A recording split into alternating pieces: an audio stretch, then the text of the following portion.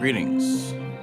This is TK Trav, aka Travis Magus, here with LVX777. Hope that you're doing well on this beautiful Saturday. We've got the moon in Sagittarius. Let us continue on our study, Apprenticed to Magic, The Path to Magical Attainment by W.E. Butler.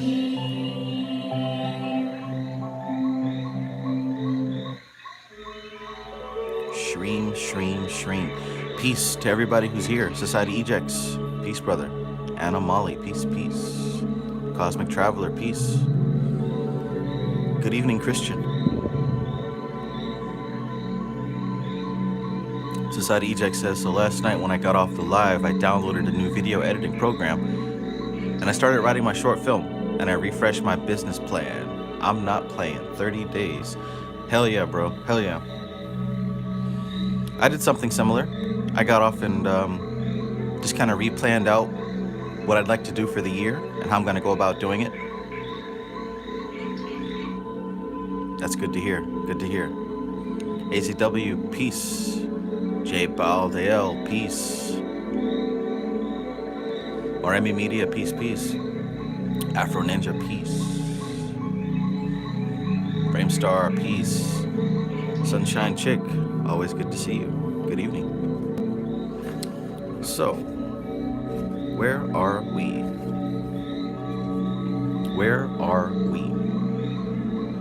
We left off touching on the tree of life. If I'm not mistaken, we stopped just at chapter 7.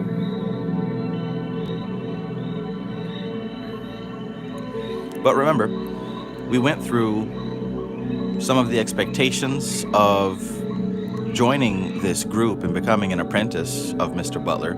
We went through some of the expected exercises, such as learning how to meditate in two directions. That is, focusing on a specific image and allowing other images to come forth from the subconscious. We talked about the importance of breathing exercises. We also begin to touch on the energies of the tree. So let's see where we are.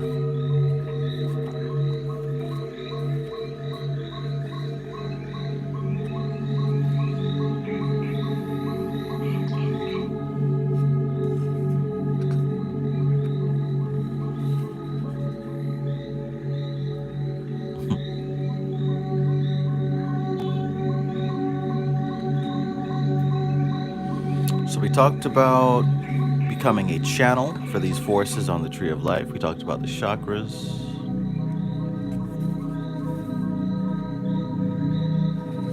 All right.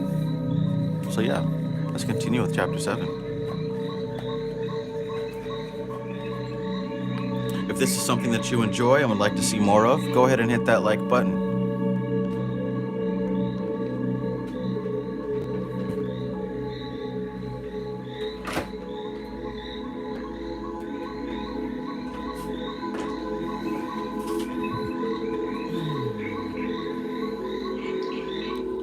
Incense lit. Just get the coffee brewed.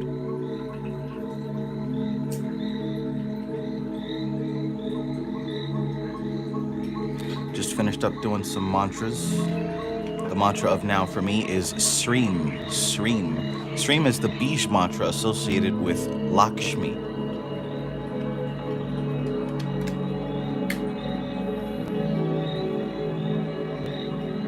Lakshmi is a wonderful goddess associated with many things. And it doesn't take long of some serious meditation on a Bij mantra before you begin to see results. So for someone who knows the wonderful benefits of mantra yoga, I would suggest that if it's something you're interested in, take it seriously. Al Dickey, peace.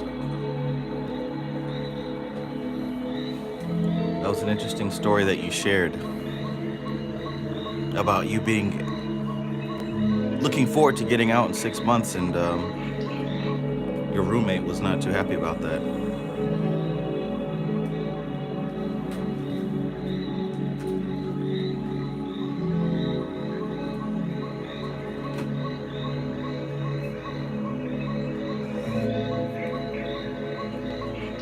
All right, I'm good to go.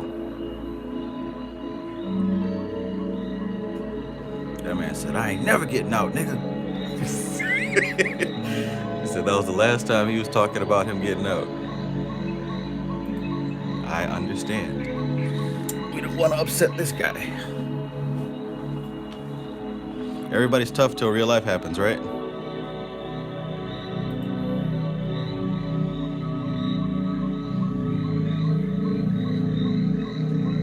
Everybody's tough till real life shows up. Society ejects. How's it going, bro? All right, so the tree of life as an indicator.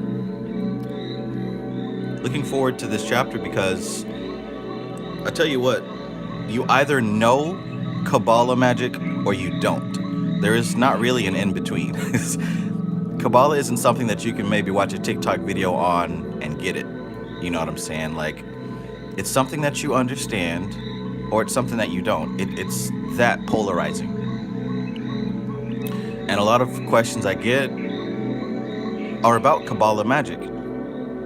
And the type of questions really indicate the level of a person's understanding. So, like I said, I'll get a lot of questions, and most of them will be, how do I know which Sephiroth I'm in? Or how do I know which Sephiroth, how do I know I'm working with the Sephiroth? And I've said before, it's not so much you being in a Sephiroth, because they're all present at all times. They're all present at all, the same way that all the keys on your keyboard are there at all times. You can only press one at a time, or a combination. And it's that combination that you press those keys that creates different words, sentences, entire books, essays.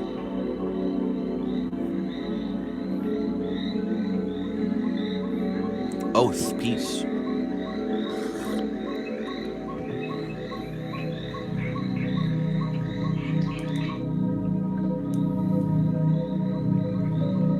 Okay, so let's begin. Chapter 7, the tree as an indicator.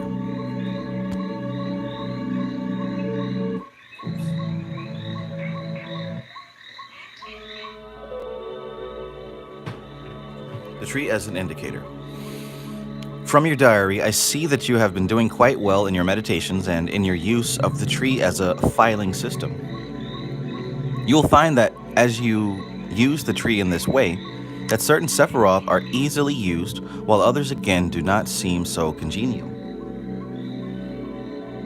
You are hereby instructed to pay special attention to these particular stations, since the fact that they are so difficult or uninteresting is a sure sign that the qualities associated with them are out of balance in your own inner makeup. That's an interesting point.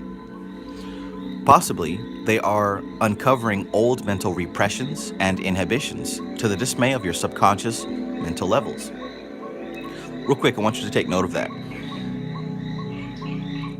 If you recall the days when you were first introduced to chakras and what they were all about, if you're like most people, you heard about the third eye, and everybody wanted to open up the third eye. It was third eye, third eye, third eye. Nobody really cared about the root chakra. You didn't really care about the throat chakra, right? Maybe the sacral chakra, maybe the heart chakra. But there was always one chakra that was like super interesting, and the rest was like, we'll deal with that later. Same thing with the tree. A lot of people want to work with this Sephiroth or that Sephiroth, or the Cliffoth, or like some one specific aspect, not understanding that both of those systems, as well as all systems, operate as a whole, the same way that your car operates as a whole. If you fall in love with one tire and neglect the other three, you're going to have some serious issues. So I'll read that again, what he just said there.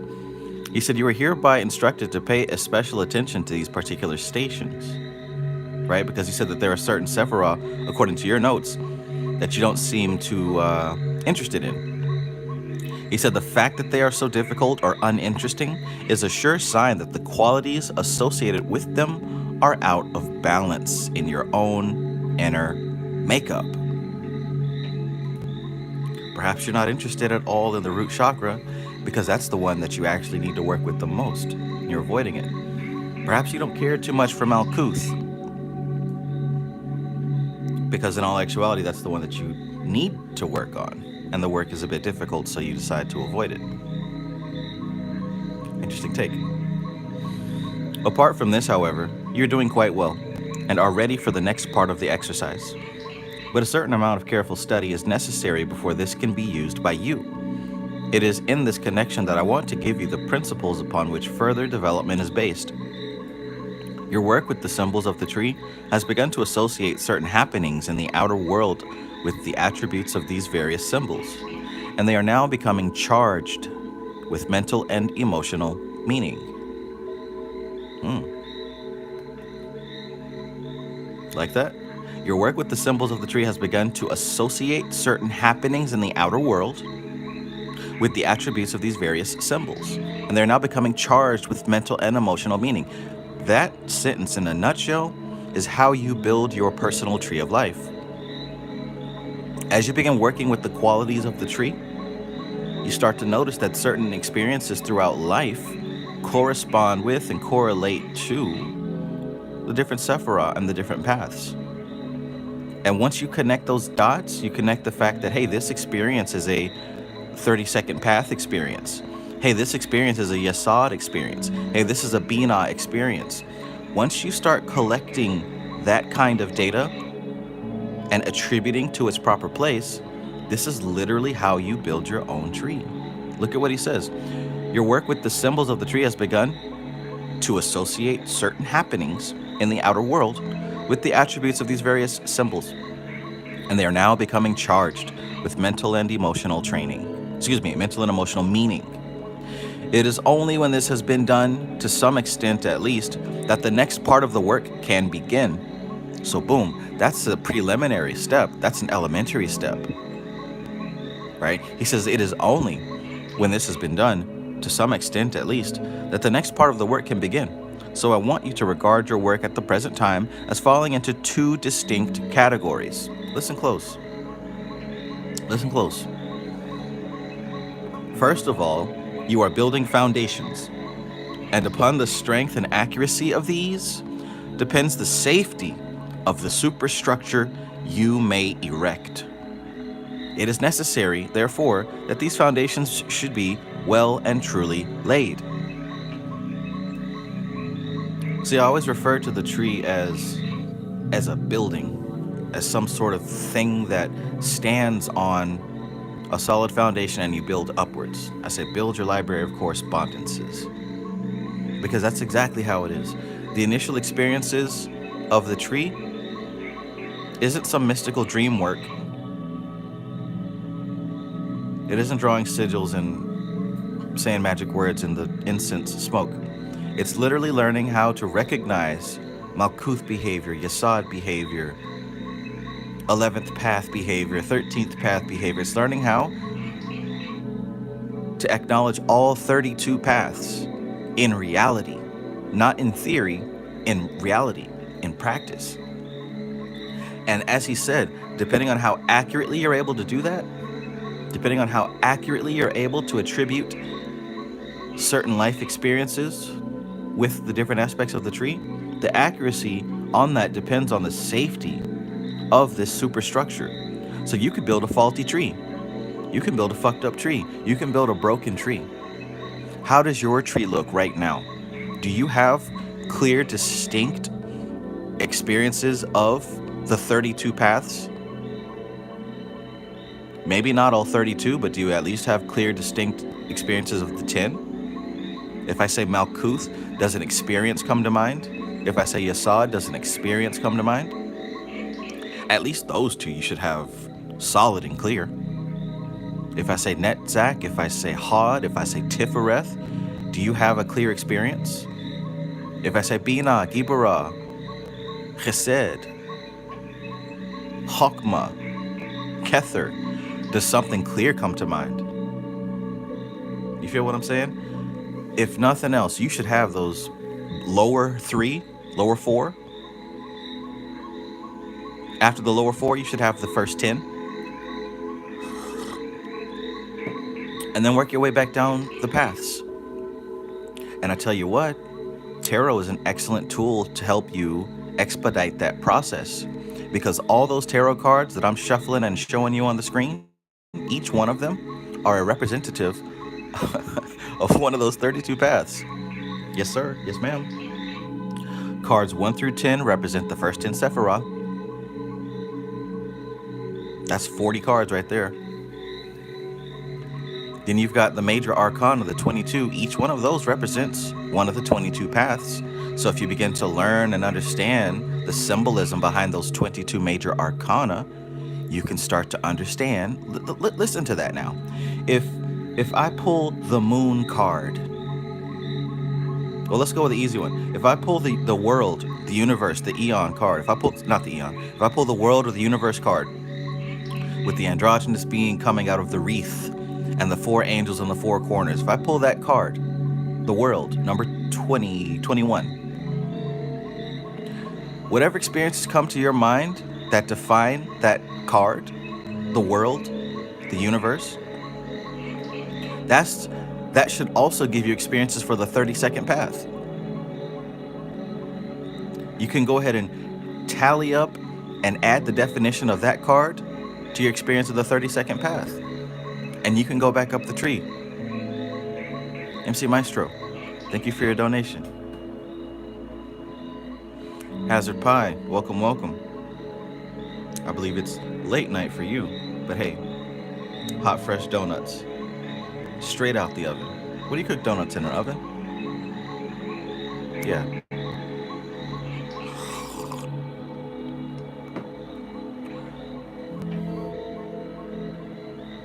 So, as I keep saying, build your library of correspondences. That's why. Because if, like I said, you either know Tree of Life or you don't. Get into the know. Anamali says they're fried in oil. Well, there we go. Fresh out the oil pot, oil bucket. Fresh out the oil bucket. That doesn't sound as cool.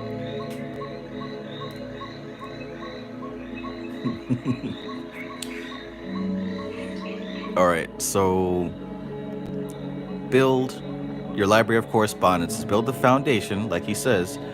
You are building the foundation, and upon the strength and accuracy of these symbols and experiences depends the safety of the superstructure you may erect. It is necessary, therefore, that these foundations should be well and truly laid. Like that right there could be a whole lesson. And shoot, that gives me an idea. Maybe I should make a video about that. I should really be writing this stuff down. Where's my paper at? If nothing else, I could just clip that part out, right? Page 46. Page 46.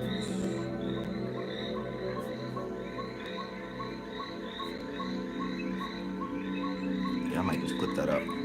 All right, let's continue. Now, your work upon the tree is a very important part of this foundation work, and only when you have gained the habit of seeing automatically. What's that mean? That means you are constantly and consistently aware of your work as a magus. It doesn't happen just when you jump on YouTube. It doesn't happen when you're feeling spooky and mystical. It doesn't happen when no one else is around. It is all the time. All the time. It should happen automatically. Look. Now, your work upon the tree is a very important part of this foundation work, and only when you have gained the habit of seeing automatically every happening in terms of the tree can you be said to have truly laid the foundations of your projected work. You must, therefore, persevere with the basic work on the Tree of Life before you can proceed with the second part of the task, namely, the practical application of both your inner faculties and your inner powers. As an apprentice, you must learn that, however clear your vision of deeper things may be, it is very necessary that you should gain your skills by the ancient and honorable process of hard work.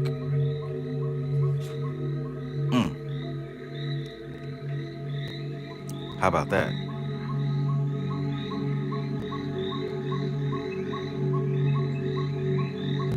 How about that?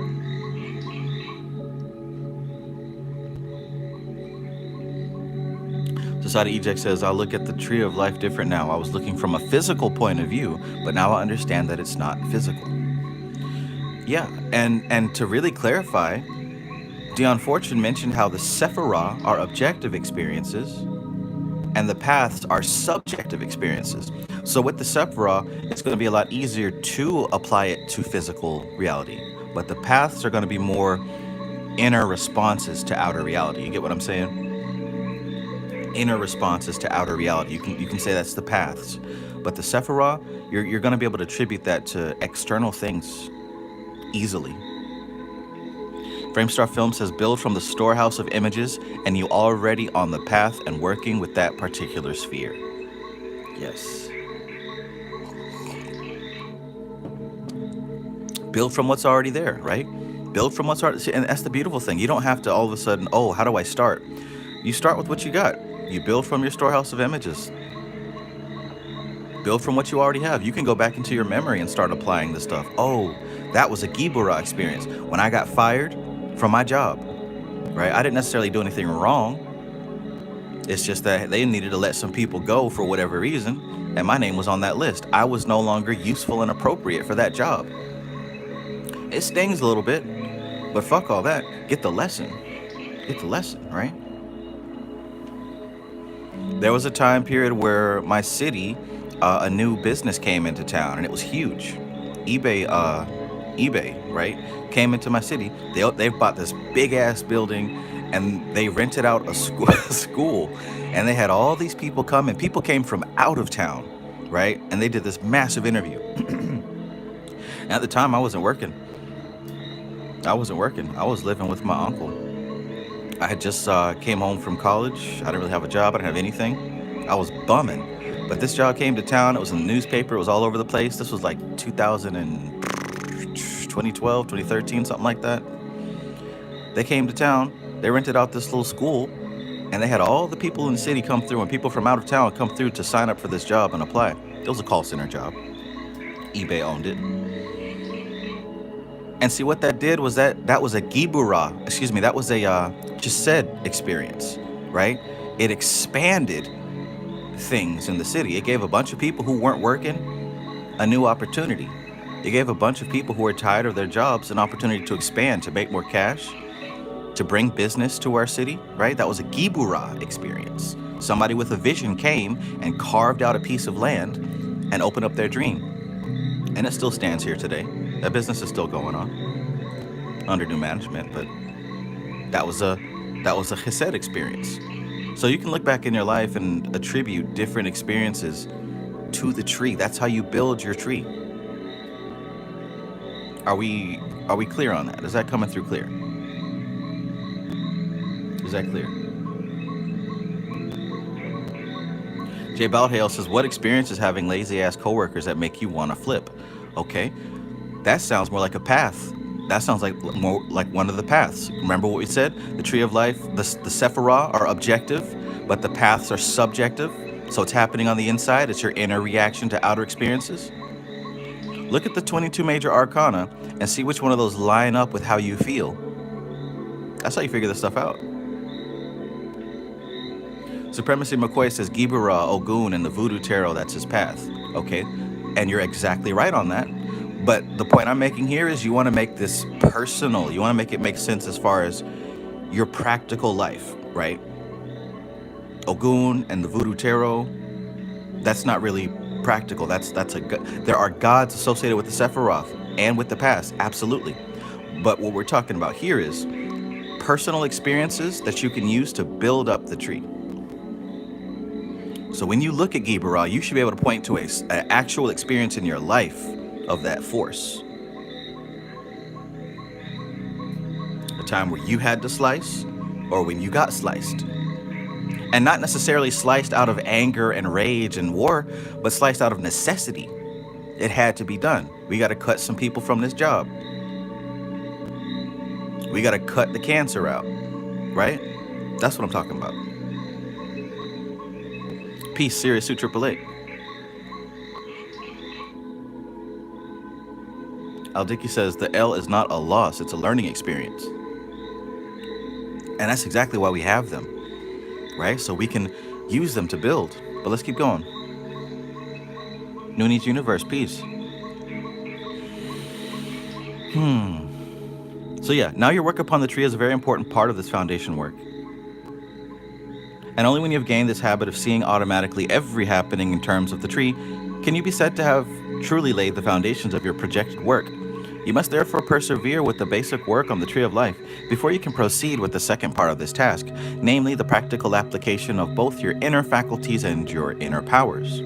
As an apprentice, you must learn that however clear your vision of deeper things may be, it is very necessary that you should gain your skills by the ancient and honorable process of hard work. At the same time, hard work does not mean drudgery, and it is no part of the training for me to insist upon you doing monotonous exercises simply for the sake of doing them, right? That don't make no sense. So although you must redouble your efforts to link the tree with life as you experience it. That's what we've been talking about, right? Although you must redouble your efforts to link the tree with life as you experience it, I want to give you some idea of the next step in your training. First of all, I want you to imagine that you are standing in front of the main switchboard of a great electricity station. Let's all do that now. You're standing in front of the main switchboard of a great electricity station. Before you are scores of meters, colored lights, and massive switches. As a stranger to electrical practice, what do all these things mean to you? Here and there you may see a word on a dial or an instrument which conveys some meaning to you, such as a word as volts or overload or feeder. But whether these words bear the same meanings that are normally associated with them, you, as a stranger to electrical practice, are unable to judge. If, therefore, you wish to understand the workings of the switchboard, you must learn something of the underlying theory of electricity, and the same thing holds good in the magical field of operations. Just as seeing a certain meter needle move down its scale, the switchboard attendant will open this switch or close that one. So, in the magical work, you will direct the power here and there in accordance with the indications which you receive from the mental and psychic switchboard which you have built up. But, and this is the point, you will readily perceive that you are seeing as in a mirror imperfectly. And in all psychism, this is the case. In both the electrical and psychic switchboards, however, the meters do not control the power. They simply indicate its presence and volume. The switches regulate and control it. In the case of the psychic switchboard, the same principle applies. What did he just say there, and how does that relate to what we were talking about as far as building up the tree? What did he just say there? Dub VT. Peace, my friend. Peace. Hope you're doing well.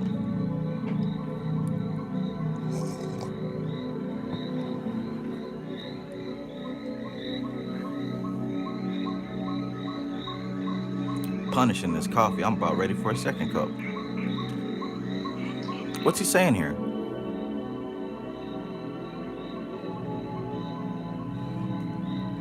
So before we talked about building up your library of correspondences, we talked about building up the tree with your inner and outer experiences, right? Oh, this experience was an experience I can attribute to this Sephiroth or this path, right? We talked about building that up.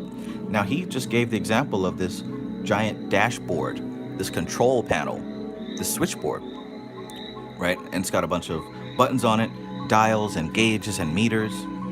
And you're not an electrician, so you don't know what any of this means. You might see a familiar word here and there, but you also know that those words probably don't mean what you think it means, right? So you have to understand electricity theory, or whatever he said, electrical theory, in order to know how this table, how this switchboard, how this dashboard works. It's the same thing with the tree of life. Now, you're not just building up your experiences of these 32 paths for no reason. These 32 paths are the switches, are the buttons.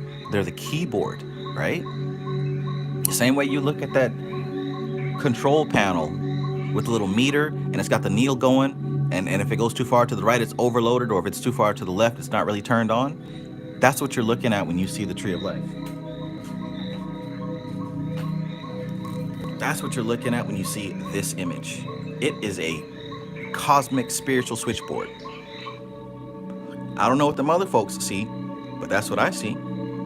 I see a cosmic switchboard with 32 different buttons, knobs, dials, gauges, right?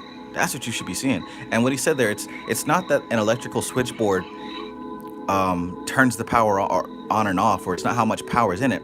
It regulates the flow, right? This is the flowing circuitry system. You see the paths? What are the paths? They literally connect one Sephiroth to the other. They literally connect one Sephiroth to another. What do they say? Where attention goes, energy flows.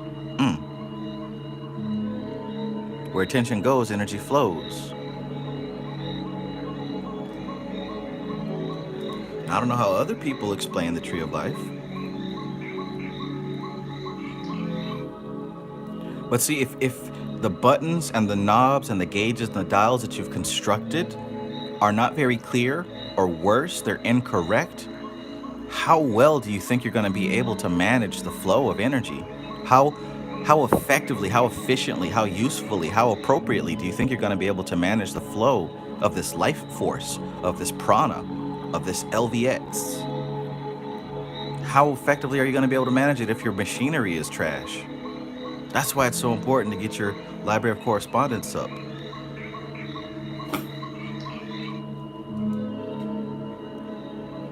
And notice what's happening in the background. If you're able to attribute all of your life's experiences to one of the Sephirah or one of the paths, you start to see that you are living in the tree.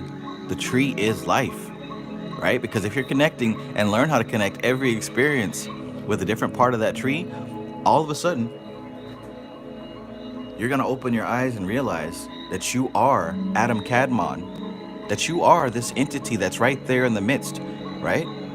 That tree is more like an aura. The tree is more like you know how you can see an x-ray of the body and the x-ray shows the skeleton? Well, this is the x-ray of the aura. If you were to look at it with psychic eyes, you just see an egg-shaped bubble. But in truth, if you were to see an x-ray of the aura, this is what you'd see. The chakras are here too, by the way. Just look at that middle path. The chakras are here too. This ain't nothing new. This is old school OG knowledge.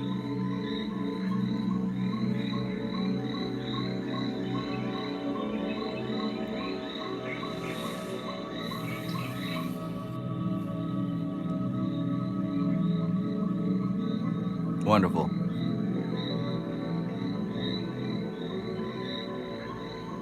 Supremacy McCoy says, I see the tree of life as a body which we work through every day to manifest Malkuth, so all the other paths that we work ultimately plays out in the manifest.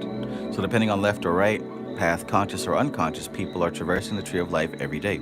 Absolutely. Absolutely. And hopefully also you can see why I don't really talk too much about the terms left-hand path, right-hand path, only when people start asking a bunch of questions about it. Because like I said, this is a system. This is an entire system. It's not like you're working with one side of the... now think about that now.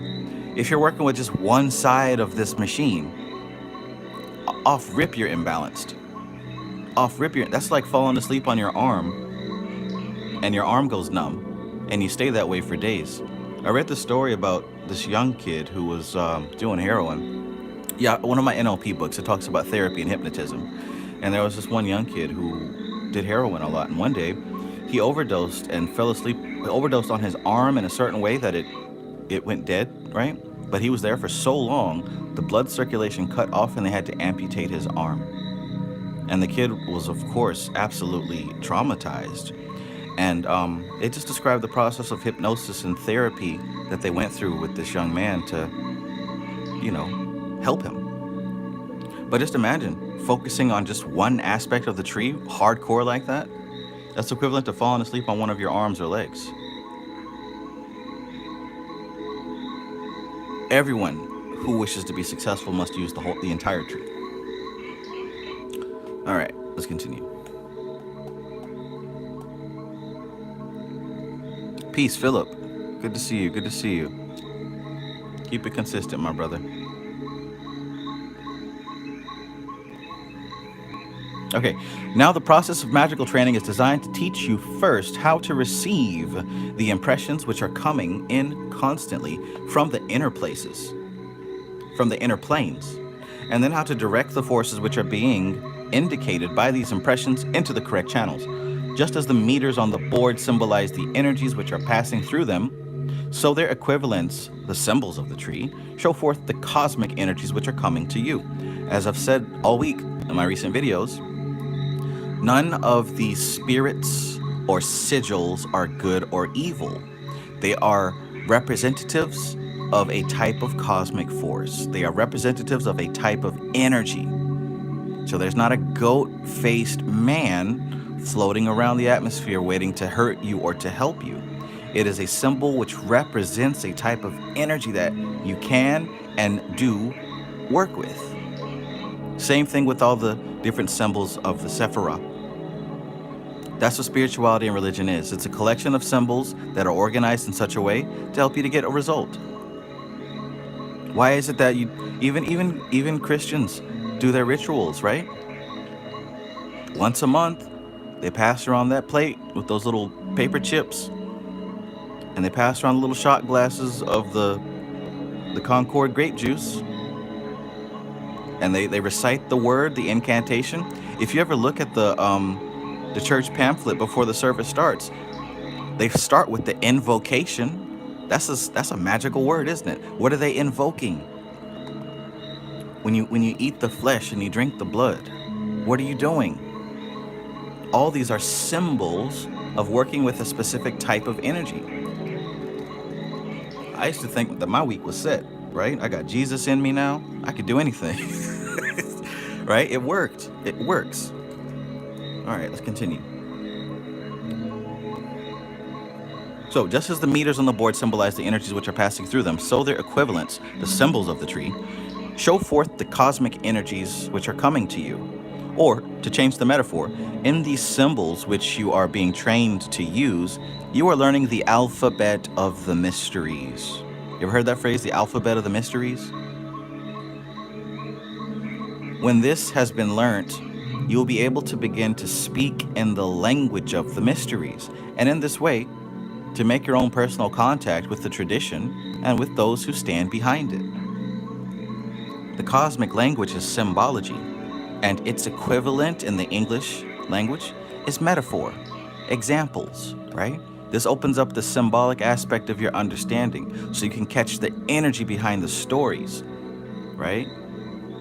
The metaphors are stories that are designed to help you see the energy behind that metaphor, and hopefully you can connect the metaphor to the lesson. That's why Jesus spoke in parables.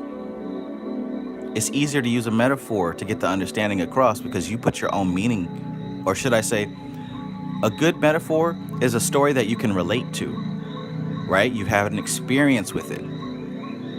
Same thing with the tree. You should be able to relate to Tifereth because of an experience you had.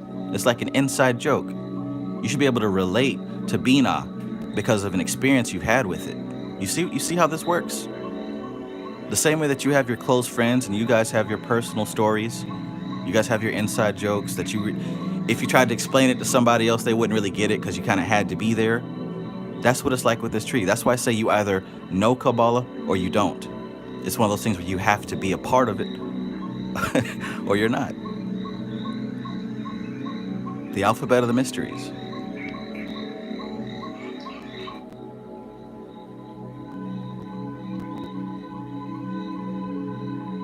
The alphabet of the mysteries. When this has been learnt, you will be able to speak in the language of the mysteries, and in this way, to make your own personal contact with the tradition and with those who stand behind it. So not only are you making contact with the energy, but also the tradition, and also the individuals who stand behind this energy. What does that mean? Somebody asked last night, what happens when you complete the great work? What happens when you complete the great work? There's a place for people who complete the great work. You become an ascended master. You become an ascended master. You become established cosmically. You become a channel that other people can use to access.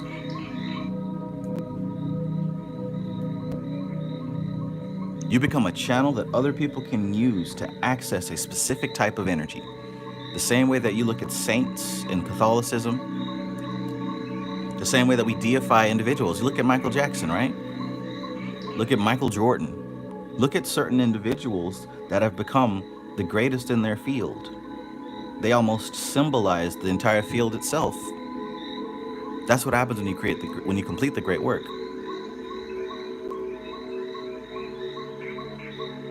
So in this way, you make your own personal contact with the tradition and with those who stand behind it.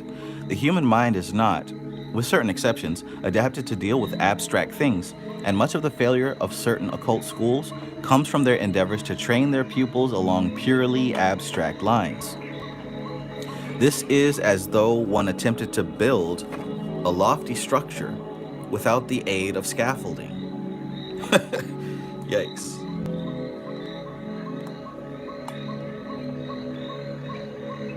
The scaffolding is no part of the permanent building, but without its use, the actual process of construction would be much slower and more difficult. There will come a time when, if you have made the grade, you will learn to meditate in the empty shrine. To work without the images, but that time is in the future. Let me go back. There will come a time when, if you have made the grade, you will learn to meditate in the empty shrine, to work without the images. But that time is in the future, and therefore you are given this training in symbolism, which will enable you to prepare for that imageless working. Now see, this is a fundamental key here. See, there's two levels of meditation. And I first heard about this in Dharana Darshan. Maybe you have too. In the beginning of Dharana Darshan, I don't know if you missed it, but he talks about this. There's meditation that is done with the help of symbols, and that's what we all do.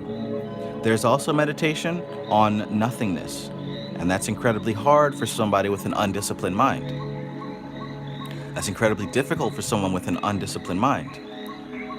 So he talks about how there will come a time, if you have made the grade, you'll learn to meditate in the empty shrine, to be able to meditate without the assistance of these symbols.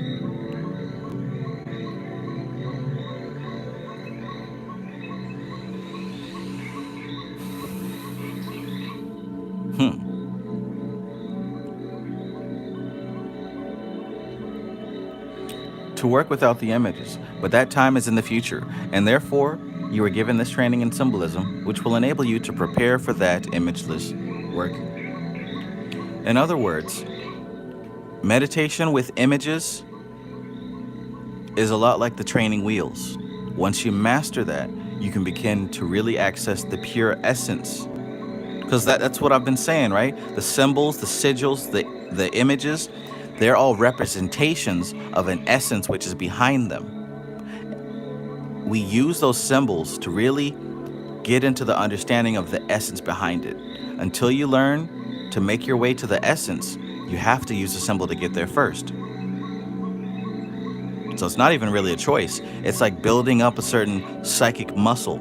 It's like building up a certain psychic muscle.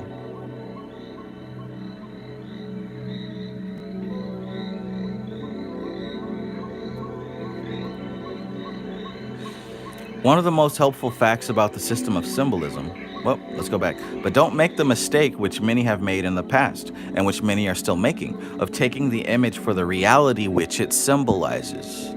This is always the trouble in esoteric training. This is always the trouble in esoteric training. How many people get stuck on worshiping an actual demon or spirit or a god? How many people get stuck on taking the image for the reality? I see it all the time. I just saw it this morning. But I let them do their thing because I know it's a process of growth. Oh my goodness. This is always the trouble in esoteric training, and it is against this that I especially wish to warn you.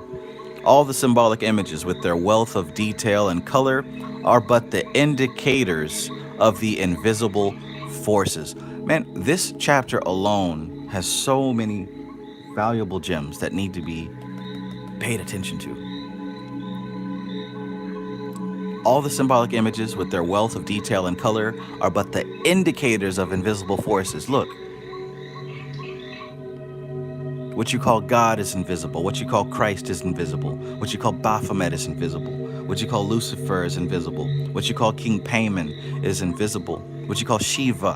What you call Durga. What you call Lakshmi, Saraswati, Vishnu, Brahma. All these different things, though they're not the image that you're looking at. They are literally invisible forces, not people. They are but the letters of an alphabet, and in themselves have no meaning apart from that which they symbolize. Please understand that. One of the most helpful facts about the system of symbolism which we use is that it has its roots in the dim and distant past, and that it has been used in this kind of work from the time immemorial. This ain't nothing new. This is ancient work here. This means that, in what Carl G. Jung terms the collective unconscious, the images have been well established by the meditations of the followers of this tradition throughout the centuries. It follows, therefore, that by meditating on these symbols, you will come more easily into psychic contact with the inner forces than if you were working with an entirely new system. The path has been well trodden, and you do not need to make such an effort to establish it yourself. So, for all these reasons, you are trained on the symbol system of the Kabbalistic tree of life. But, as I have told you, do not make the mistake of taking the symbol for which it represents. Do not make the mistake of taking the symbol for that which it represents. I expect you will be asking me why it is not possible to develop the psychic powers and to see the inner planes, just as, say, the spiritualist develops clairvoyance and is able to see the people and conditions of the other worlds. Here again, the same rule applies. The psychic looking into the astral world, listen close, those of you who are interested in this, the psychic looking into the astral world perceives that world, under the forms of earthly landscape, and usually asserts that this is the nature of that plane. This might be a little bit difficult to digest. The psychic looking into the astral world perceives that world under the forms of earthly landscape, and usually asserts that this is the nature of that plane. But as I wrote in my book, the appearances of those levels of the inner planes with which we usually come in contact are creations of the created. They are due to the form-building powers of the human mind working upon the plastic matter of the astral light. The real appearances of that world are quite different and cannot be perceived under earth imagery. In very truth, we see as in a mirror imperfectly. That's a Bible verse, by the way, if you don't know. We see as in a mirror imperfectly when we look into those worlds. But this applies equally to the ordinary things on earth. They are also seen by us in a mirror. If you look at your table, what do you see? Not the real table. That which the scientists will tell you is an infinitely complex arrangement of forces, electrons, protons, neutrons, etc., all in rapid motion and whirling in certain predetermined paths, but only that appearance which is presented to physical sight.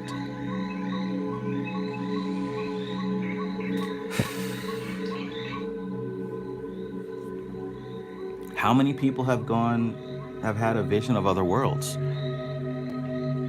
I tell you, years ago, I had a vision of the absolute unicorn dimension, right? And it wasn't a bunch of unicorns prancing around. In fact, I literally didn't have the eyes to comprehend what I was seeing. It was pure darkness. It was pure blackness. And all I felt was purity. So much purity that there was a certain vibration that communicated, if you are impure, we will destroy you. There is no impurity allowed on this level. I didn't even have eyes on that level. I couldn't see anything. All I could do was feel it. And it was a dimension of purity. Glistening, glittering purity. And anything that entered that sphere that was not of the same vibration was destroyed, not rejected, not sent away, utterly obliterated. A lot of times when we have these astral visions, we see amazing sights and things that we probably have seen in a movie somewhere. But you got to understand, we're building that. We're receiving the impression and the force and the vibration of the dimension that we're visiting, but our mind is reconstructing something for us to make sense of. That's how the ego works.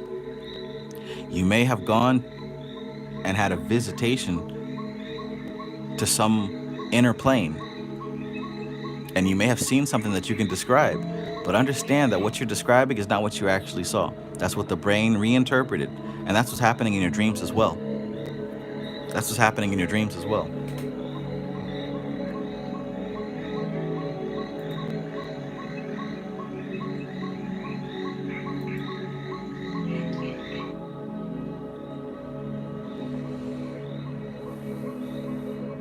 Let me know if anybody has had an experience like that, where you had a visitation of another place, and it probably came through as something that you could describe, but you had this feeling that it was more than what it was that you were able to describe.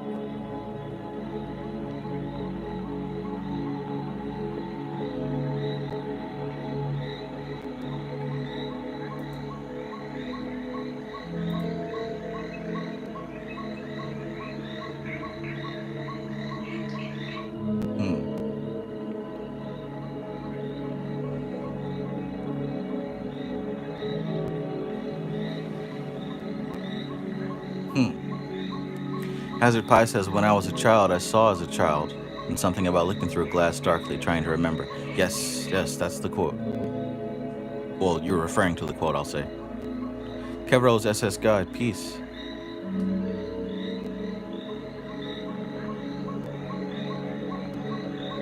Louis Enrique, peace. Nuru, peace, peace.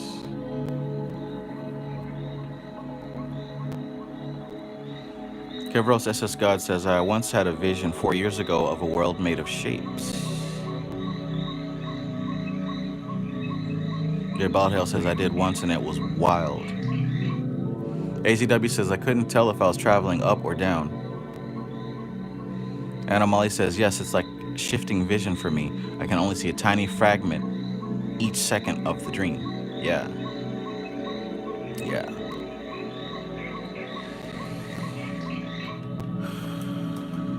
Philip says, whenever I get ketamine infusions done, I leave my body and I see everything almost in its molecular structure, dimensions crashing into each other. Very hard to describe. Yeah. Wolf says, the night I says, I had entered a forest with some ruins so old nature has taken over. A very passive yet powerful feminine energy filled the place, and the air was so fresh it felt cold.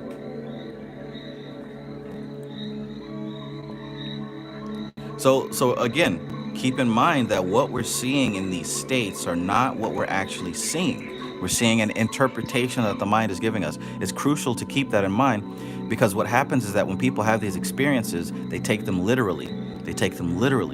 And what that does is it hinders you from the deep understanding of what it is you actually experienced.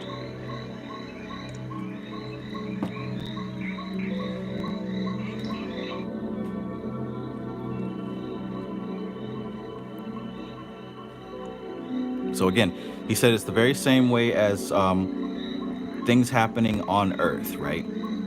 If you look at your table, what do you see? Not the real table. That what the scientists will tell you is an infinitely complex arrangement of forces, electrons, protons, neutrons, etc., all in rapid motion and whirling in certain predetermined paths. But only that appearance, which is presented to the physical sight. Everything that you're looking at and dealing with right now is the same thing. It's just that on the astral planes, on the inner planes, it's even more exaggerated. You will see that the same principle runs through all the planes. And this is a very important point. One indeed, which it is imperative that you should keep in mind throughout all your practical work. Otherwise, you will become a slave of the images instead of their master. That's what I'm trying to tell you. That's why I keep repeating stuff like Baphomet and Shiva or whatever. It's not a man in space somewhere.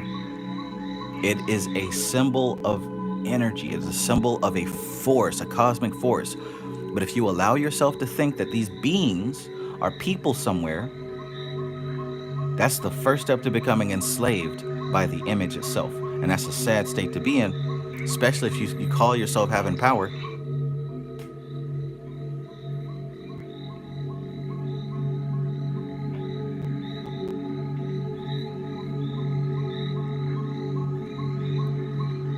Society Eject says, so we are experiencing in the spiritual, but filtering through the physical.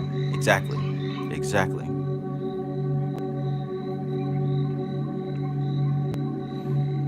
Cosmic Traveler says, saw a ball of fire rolling along a rope, but the rope didn't burn.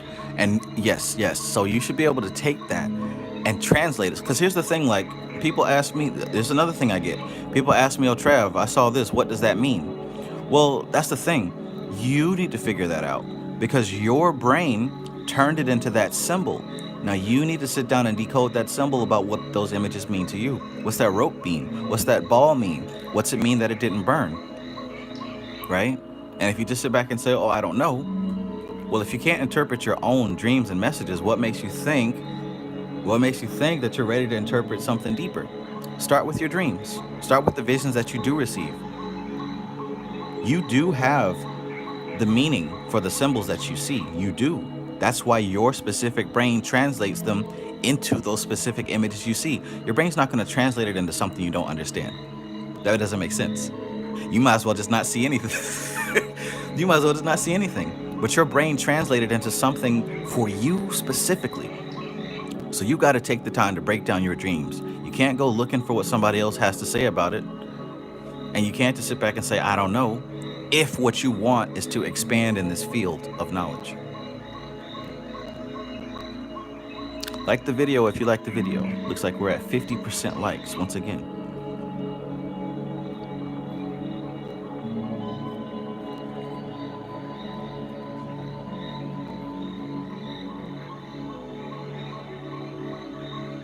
Peace, peace. Wolf says the night eye. Thank you. Thank you for your donation.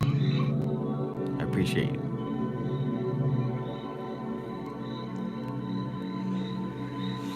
Anna Molly says, more recently I realized people in my regular dreams look like AI generated people. Faces shift, limbs move weird. It's always looked like that, but I only now can see it as looking like AI.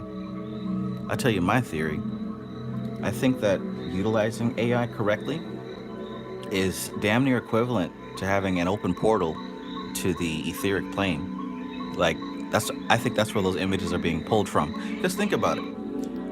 People are getting upset about the fact that applications like Midjourney pull from data of existing work. Well, if you really look at it esoterically, that's the collective unconscious. That is the collective, right? All the artwork and images that have been produced by people as a collective, all fed into a system that creates new things out of old things. We're literally looking at a physical representation of the etheric plane. The visual aspect of the etheric plane, at least, is pulling from the subconscious mind of what people have put into the internet. Man.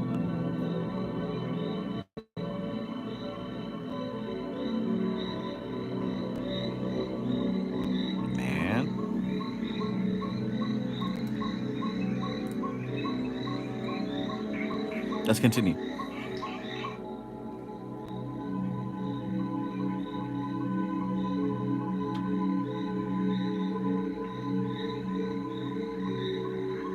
So it is a very good exercise in concentration to write down 2 or 3 of the tree symbols and then construct a short story around them, right? It's a very good exercise in concentration to write down 2 or 3 of the tree symbols and then construct a short story around them, a story in which the characters act in accordance with the symbol which they bear. Thus, the symbol of the Sephirah Gibberah is a red disc, and the magical image which is associated with it is the figure of a warrior. In the same way, the Sephirah Netzach is indicated by a green disc, and its magical image is a beautiful woman. Don't have too many characters in your little mental plate, but keep them moving all the time. the mental images must each have the colored disc of their appropriate sephira somewhere on their person. You should make this little play as vivid as you can and give the emotional tone, the feeling which each figure should carry. This is a very good exercise, for it trains you in the association of the different symbols with the forces which they represent. At a later date, when you do some very important visualizing work, this preliminary exercise will be found to have laid good foundations.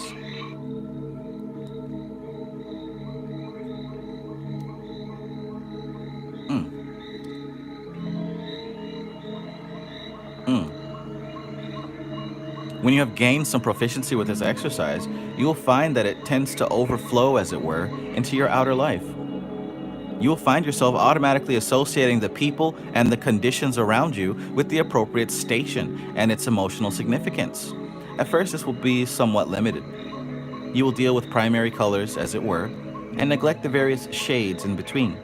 But with practice, you will find that a more flexible use of the symbols is possible. Framestar Film says, just as the tree is representative of energy and its subtle levels, relationships, and connections, the image of Baphomet represents the same. Absolutely. And I would say that's a tradition taking from the ancients. Look at all of the Vedic deities and all their arms and the different tools that they hold, right?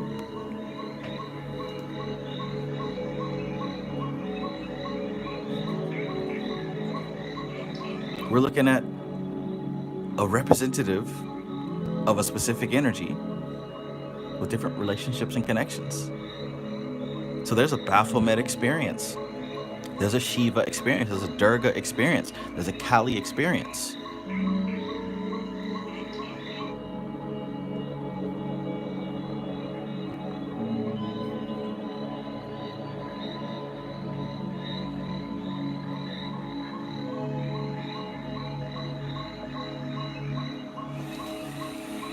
Let's continue. Let's continue. All of this, of course, is, to use our switchboard analogy, learning to read the meters and to understand what their indications mean. Or, if you find our other analogy more to your taste, you are learning to put together the letters of the alphabet of the mysteries and to form simple words. I am giving you these two analogies for a definite reason. First of all, it may be that one or the other is more congenial to your mental type, and this will make it easier for you to understand the switchboard analogy. The switchboard analogy uses the term of form, while the alphabet analogy applies to the life or consciousness. You will realize, of course, that I am also indicating that that it will be as well if you attempt to use, at least occasionally, the analogy which is not so congenial. You will have to balance up at some point in your training, so why not do it in the early stages?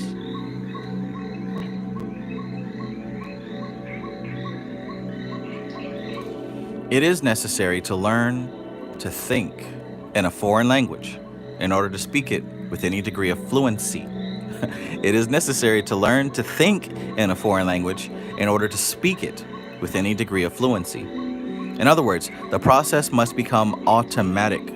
In the beginning, you will laboriously and consciously associate a foreign word with its English equivalent. But with practice, there will come a time when the idea which is being expressed, say in French or German, is directly understood without this conscious process of translation. The translation will have become automatic, and you will have begun to think in the language concerned. I find this happens when I do mantra, right? When I do mantra, it's in Sanskrit, and at first I don't know exactly what it means. But after I become curious, I start looking up what each word means. And as I'm saying the mantra, I'll see that like my brain will start associating one word with what it means in English. And then eventually, after I've done it enough times, as I'm saying the mantra, the image of what the word represents comes to mind, instead of the translation and then the image. I think once it hits that point, it becomes a whole lot more effective.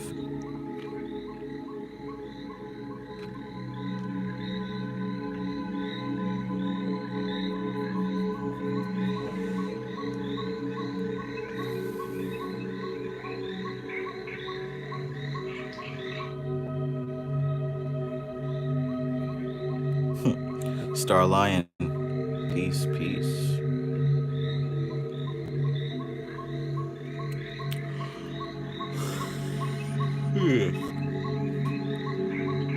So, in just the same way, your mind works when you are learning the language of the mysteries. At first you will... Oh, I said that. But I didn't finish. At first you will laboriously associate each symbol with its corresponding happening around you. But with constant practice, the association will become automatic, and the symbol will rise in the mind without any conscious effort on your part. But do remember that this must only happen when you will it to happen. Butler is huge on that. He's huge on that. He often talks about in every single book of his that I read, when it comes to this magic stuff, what you visualize and focus on, what comes to mind, had better be what you intended. Because if you're trying to conjure up an image of a camel and an alligator comes up, you're not doing it right. In fact, you're leading down a path that may be more harmful than helpful. See, it's about controlling the mind. It's about controlling the flow of that energy. If you intend to make this happen, then it should happen, not something else. Sure, it's still magic, but you're failing to realize that you're not in control of it.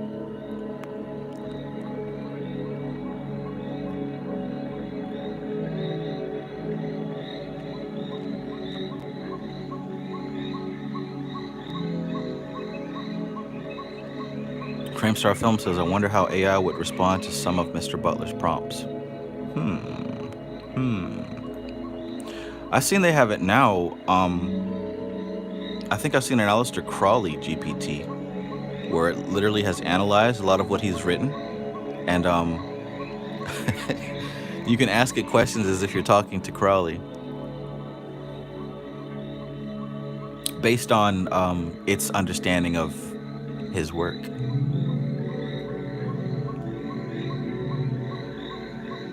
I played with it a little bit, but it wasn't really something I was interested in at the time.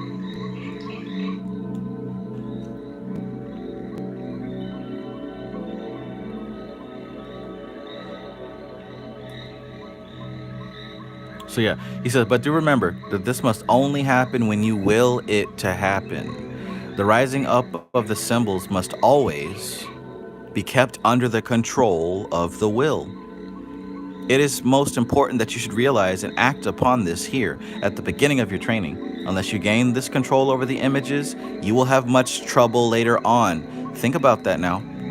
Think about that now. If right now you're trying to sit and focus your mind and conjure up an image and focus on an image of a specific thing, and you got all kind of other stuff popping up, like say you're in meditation, right? And you're trying to focus on a specific thing. But other images, they're amazing, right? They're astounding. They look really cool. It's damn near like Avengers. Stuff's blowing up and you see angels and demons clashing. It looks cool, right? But if it's not what you've intended, you're not in control. You're just being distracted. That's not power. So imagine further down the line when there's certain work that you have to do to make something specific happen, but you haven't even learned how to control that flow of consciousness yet.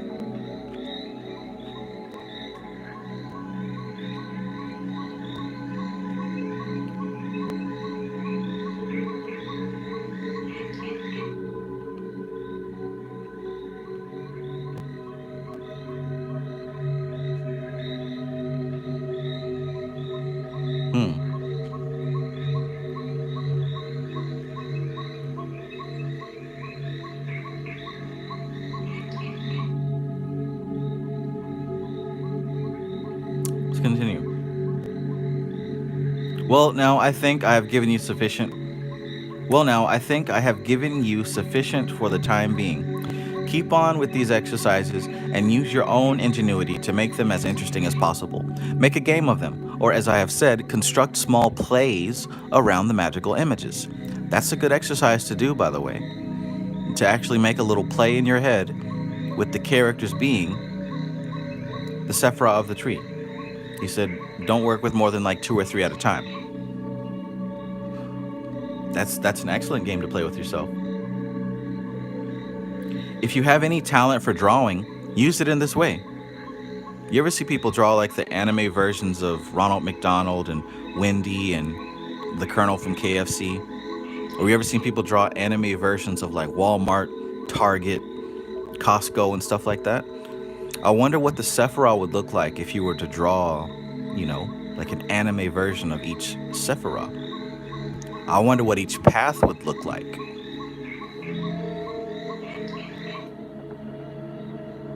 That might be a pretty cool assignment for somebody, because I don't think I've seen that before.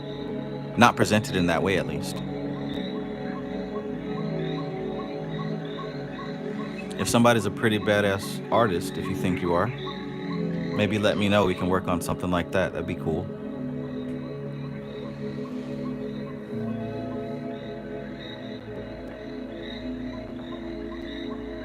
So if you have any talent for drawing, use it in this way, but always remember to associate the figures in the picture with their corresponding emotion. As I have referred to the artistic element, I am reminded of a little trick which may help you in your visualization work, and which will be most useful to you when you attempt certain telepathic experiments at a later date. If you get a short cardboard or metal tube about 2 or 3 inches in diameter, you can use it in this way. Having drawn your picture or having chosen the station on the tree which you will use for your exercise, place the picture or drawing on the table and look at it through the tube. You will find that the drawing or picture stands out much more clearly than before, due, of course, to the fact that you have excluded the surrounding images from claiming your attention. You must not, however, get into the habit of relying upon this aid. So in addition to those exercises in which you use the screening tube, you must also perform a similar set without its help. I think you now have sufficient work to do for quite a long time. As I told you, this is foundation work and must not be done in a slapdash way. So carry on with the work you have been given and let me have your diary report in the usual way, together with any queries or comments you may wish to make.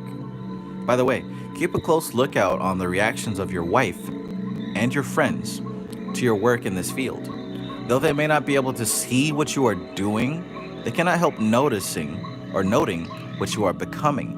Uh-oh.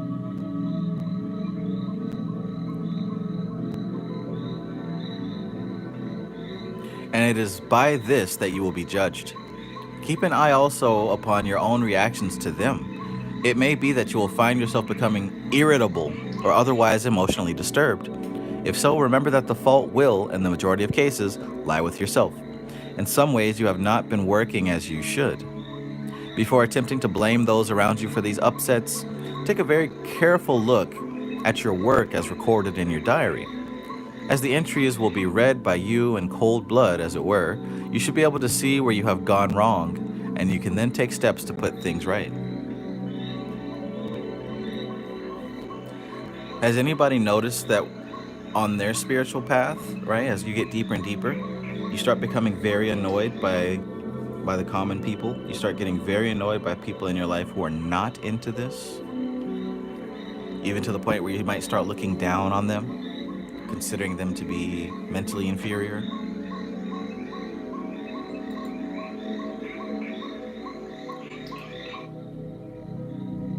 Anybody ever go through that, where you really start seeing the rest of the people of the world as, less than, not very intelligent, and it gets very irritating? And the first instinct, of course, is to blame them. To blame them for being fools and idiots and peasants. But as he just said in that last paragraph, the fault should lie on you, the observer, right? What is it that you haven't been working on for you to be getting irritated and upset, right? What is it that you have not been working on? Again, and as I've said before, this is where this whole compassion aspect comes into play. And compassion isn't simply allowing somebody to treat you wrong. Compassion is understanding where they're coming from, why they behave the way they do, why they're acting the way that they do. And when you have an understanding of that, it becomes a little bit more difficult to get upset at it or to get irritated by it. The same way, if you got a little dog and it shits on your carpet, Sure, you could be mad, but you could also understand that it's a dog. It literally doesn't know any better. Now, you can do your part to train the dog or keep it out of that space, right? There's something that you can do to prevent it. But just to get mad every day when it shits on the carpet every day, you're really only hurting yourself.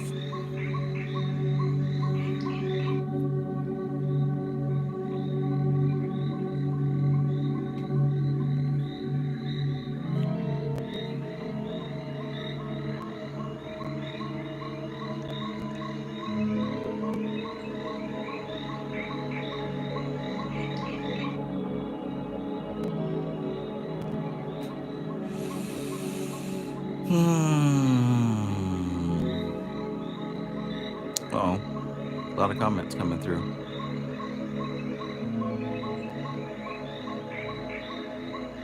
That's a good idea, Hazard Pie. Oracle cards.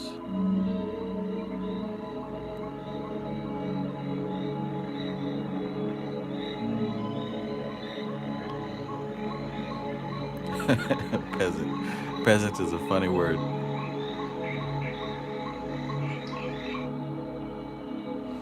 Philip says, yes, I tell my therapist all the time I feel surrounded by chimpanzees. What did Marilyn Manson say in The Beautiful People? You live with apes, man. It's hard to be clean.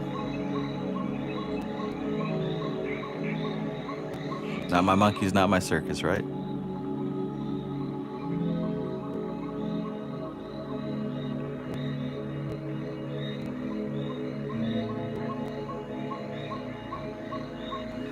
Hazard Pie says, if you meet a master swordsman, show him your sword. If you meet a man who is not a poet, do not show him your poem. That's a lesson you got to learn from experience, I'll tell you that. Framestar Films says it happens a lot in occult circles. It's so laughable. Yeah, and that's huge. Okay, so one thing I'm noticing is that as you advance in the spiritual path, there's parts of the ego that have to be gradually let go. At every stage, there's like a specific aspect of ego that should have been dropped by now, right? So it's not dropped all at once, but at each stage, there's like a specific aspect of ego that should have been long lost. And at a certain stage, one aspect of ego that should have been let go of is regarding other people as a whole, as separate from you, and looking down on them and talking bad about them and regarding them as these foolish mules, as it were. That's acceptable at a certain level, but there should come a level in your spiritual path where that's completely unacceptable. So if you're still holding on to that, it's hard to believe that you're at that level. Like there's certain beliefs that should have been let go the higher up you go. You know what I'm saying? But I digress.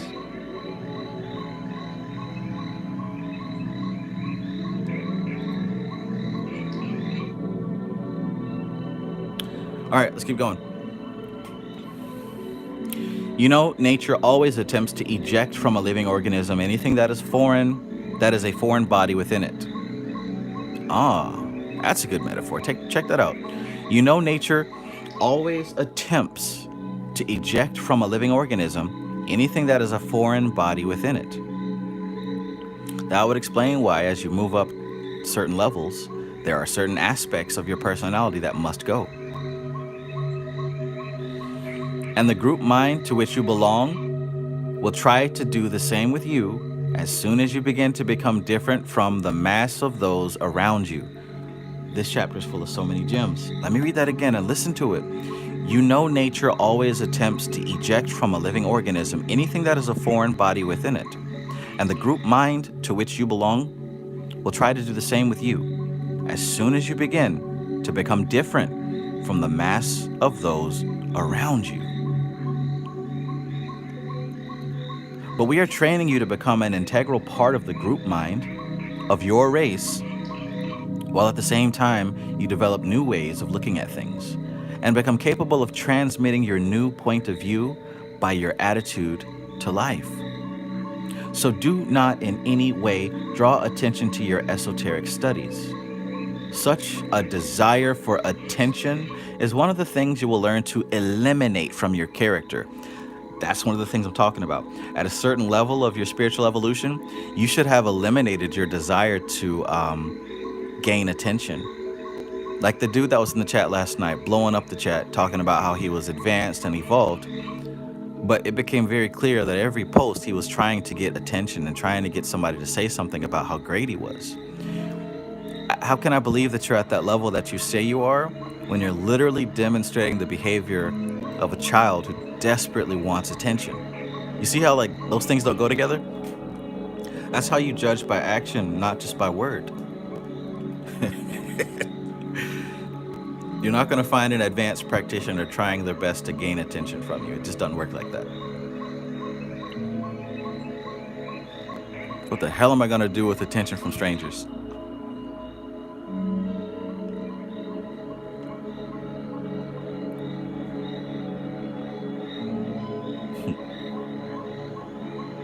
Any indication of the nature of your studies apart, of course, from intelligent discussion on the subject generally should be given to those around you through your reactions to life. That's a good one, right?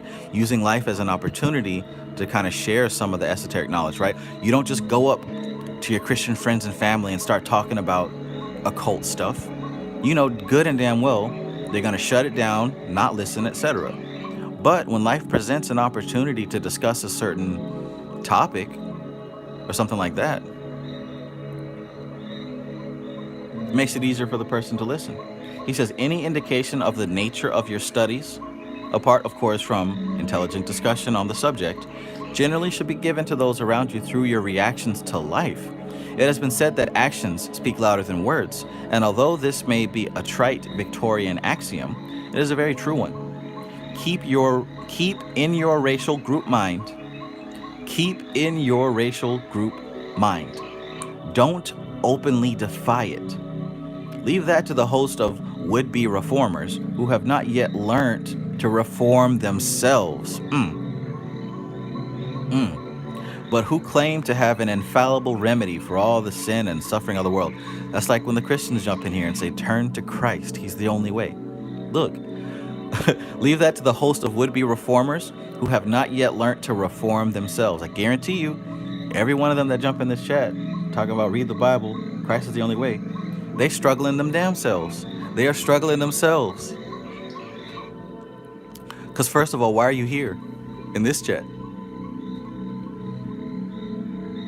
Those would-be reformers who have not yet learned to reform themselves, but who claim to have an infallible remedy for all the sin and suffering of the world. Don't do it. Don't do it and believe that you're doing something important. I'll tell you that. Awesome. That was a great chapter. Great chapter. If you got this book, man, go read that again. If you have this book, go read that again. Don't sleep on what was just spoken about there. That was good. That was a good one.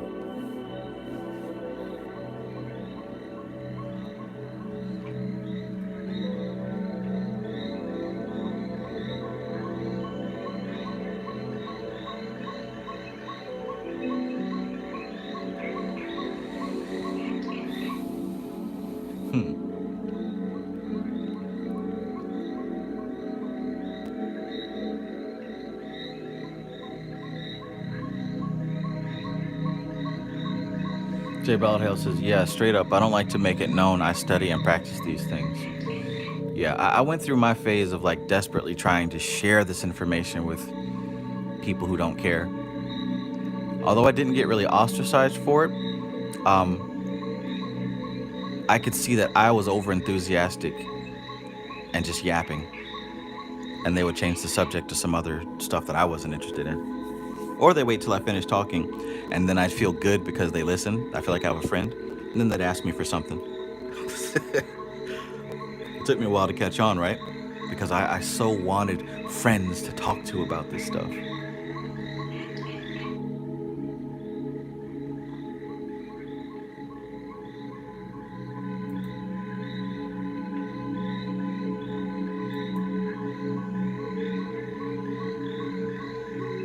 Jay Balthail says, I think Dion Fortune said true spirituality doesn't advertise itself. Right.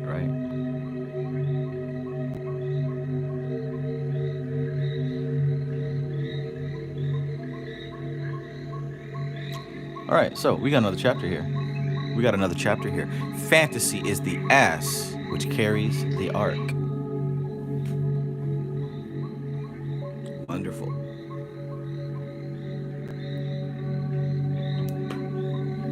He likes to bring that up in almost all his books as well. I know that this is a chapter in at least 2 of his other books. Or I should say the chapter title. That's a quote that he likes to refer to.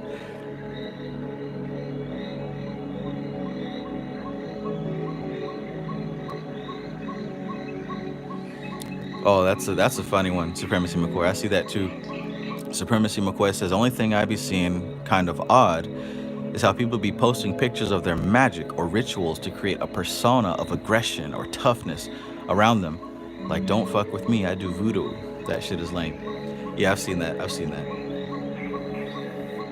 And it's a telltale sign of what level they're on. That's what I'm saying. You can tell.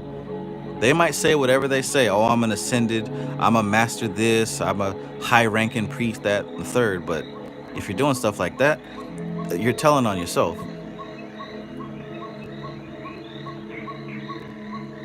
Anna Molly says, Instagram magicians. Right. Society EJ says, tell somebody about some deep shit, they ask you for some money after that. Right. And that's the thing. I was so desperate at the time for companionship and friends that I let it happen, right? They'll sit there and let me break it all down, break some deep stuff down. Then afterwards, yeah, man, that was dope, man. Hey, can I get like $20, man? I'm trying to do XYZ. You think you let me hold $20 till Friday? Sure, friend. And remember what I said about the difficulties of crossing the Veil of Paraketh. You never know what you might find. Yeah, for sure, bet.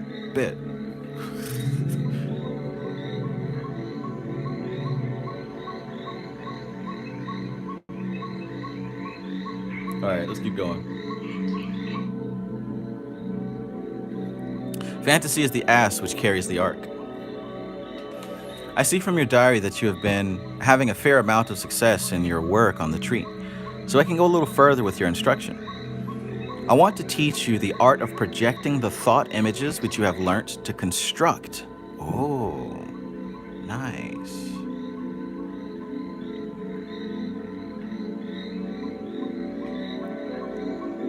I want to teach you the art of projecting the thought images which you have learnt to construct.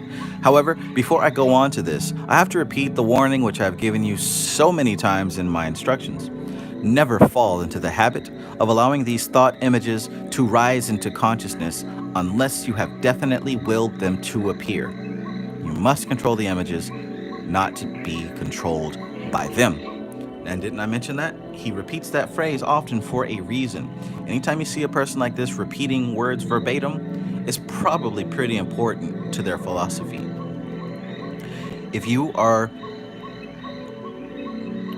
closing your eyes and making a point to bring a certain image to mind and focus on it, that means you should have that image coming to mind and only that. If you got a bunch of other stuff going on and you're entertaining all that other stuff, you're not doing your job correctly. You're not advancing. You're just mentally masturbating, as they say.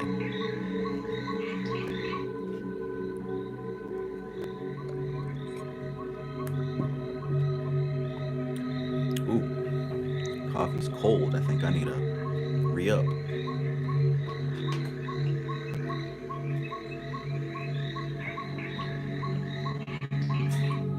Malik! What the fuck you doing in my deep freezer? Where my meat at?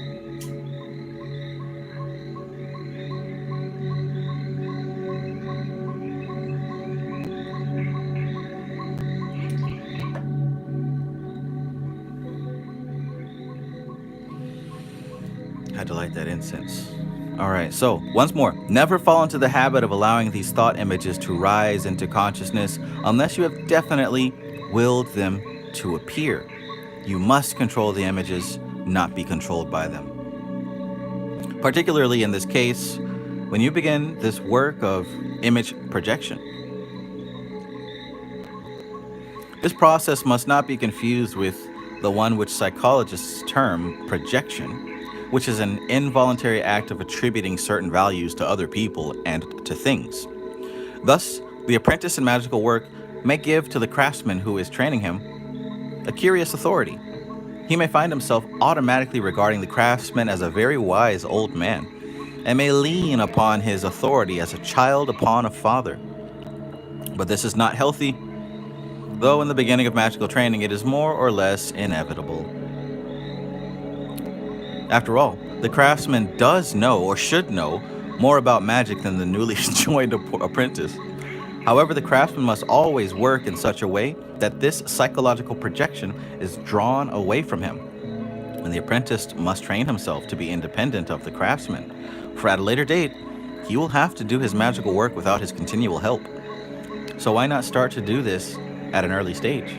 You must not think that this gives permission for you to try all kinds of magical experiments on your own. You might find yourself in the position of the sorcerer's apprentice in the old story, and be unable to control the forces you have evoked. Imagine that. Imagine becoming successful and going ham without thinking about the consequences of your actions.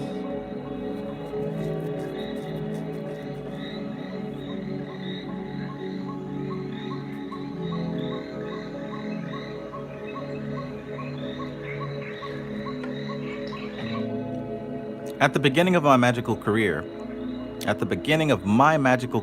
I projected such values upon my own teacher. He would have had to have been a god in order to measure up to it. How many of you guys have caught yourself doing that? Projecting onto other people, putting them on a pedestal. Maybe you do that with somebody that you're emotionally interested in, right? You put that guy or that girl up on a pedestal, believe that their shit don't stink, they're the most amazing person to ever step foot on this earth. And you've learned from past experience that if you're not careful doing that, you get your heart broken. Mainly because something happens to really snap you out of that fantasy, and you realize that this person is a regular ass human being with problems and issues, and they really can never live up to that fantasy that you created. It's your fault that you did it, not theirs. But you created this fantasy, and now you realize that they don't live up to it, and now all of a sudden you're disgusted, you're mad at them. No, you have to learn to stop doing that. You're making it impossible for both of y'all. And likewise, people do that with teachers as well, or with celebrities, or anyone that they look up to. Why? Because these people, they represent something. They become a symbol of an energy that we desperately want to maintain in our lives, right? It's just like working with a spirit or an entity, which is why you should not mistake these spirits and these entities as people, right? The very same way that you got to remember that Shiva is not some blue man sitting cross-legged in the sky, but Shiva is actually a very difficult to describe cosmic force. And we draw a picture of a blue man so that you can get the message without having to describe that complex force. Likewise, you're in love with being in love, right? You see a person that's close enough to fit the bill, and you attribute to them all the qualities that you want them to have. And every time they do something in alignment with it, you say, oh, that's the sign, that's them. And anytime they do something out of alignment, you ignore that and pretend that it didn't happen. Don't take it seriously. But if you let that go on for too long, you know what has happened in the past. You always get hurt. Same thing happens with these spirits. You'll end up talking about, oh, the gods ain't real. None of this stuff is real. It's all a lie. No, you lied to yourself. You went about this thing a bit incorrectly. Who knows what I'm talking about? Somebody knows. We're going to pretend like you've never put somebody on a pedestal.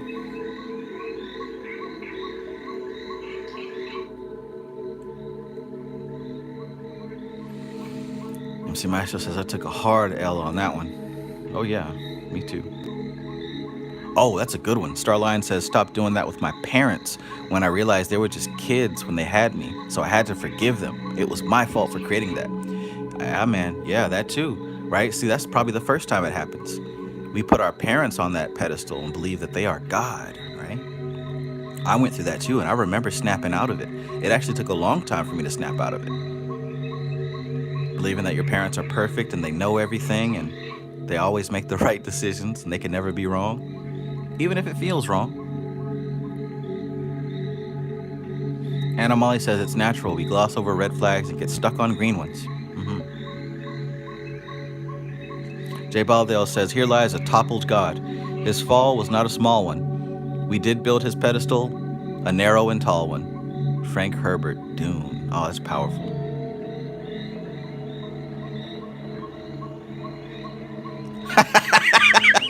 Bravestar Film says, wrenches at the ready. The mighty sword of Gibra. Exercise a little bit of patience. A little bit of patience. All heads don't need to be severed. Ask questions and then shoot. Ask questions first, then shoot. Hazard Pie says, and avoid anyone idolizing you too. Yeah, that's a big one. That's a big one. All right, let's keep going. Let's keep going. Let's keep going.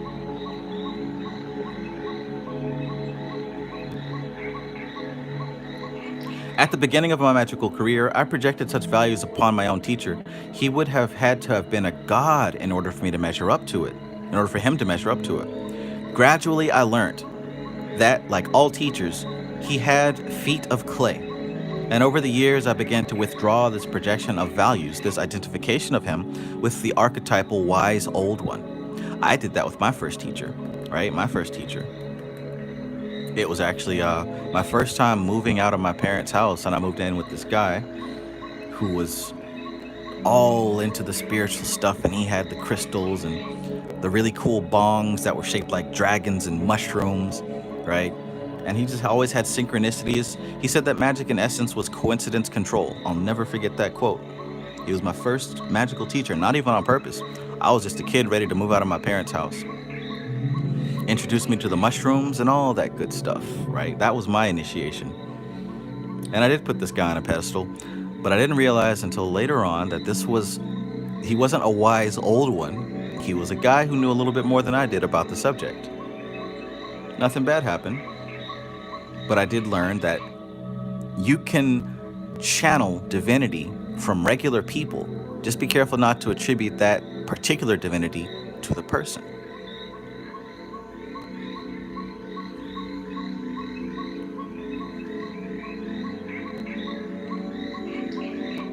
Let's continue.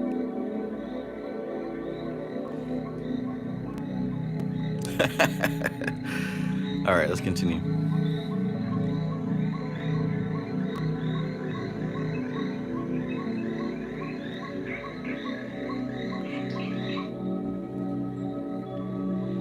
If, at a later date, you're accepted and become a member of our fraternity, you will find the same rule being applied.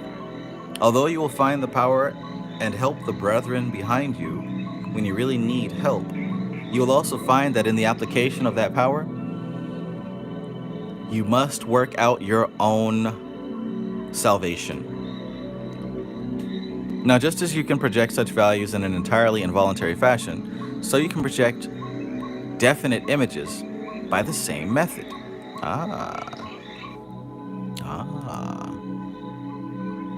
Perhaps the most common way in which this happens is in your dream life. Here, images are being projected into consciousness in an involuntary way. You have no control over the dream incidents unless, like Peter Ibbotson in Du Maurier's book, you can dream true. This particular power of dreaming true is one which you will learn to use, but I am dealing just at the present with the normal dream images. I tell you, that's pretty cool. That's something that, for me at least, has been recently unlocked. Like in all my years of working with this stuff, it's only been a couple of months, like right after the first cyclomancy course is when I began to start being able to dream true. So that was around like November, December that this actually started kicking in for me. Working with cyclomancy, it did something. I don't know exactly what, but it did something to where my dreams were a lot more vivid. Not just that, but I was able to steer them. And I was even able to really set myself in the direction of a dream before going to sleep.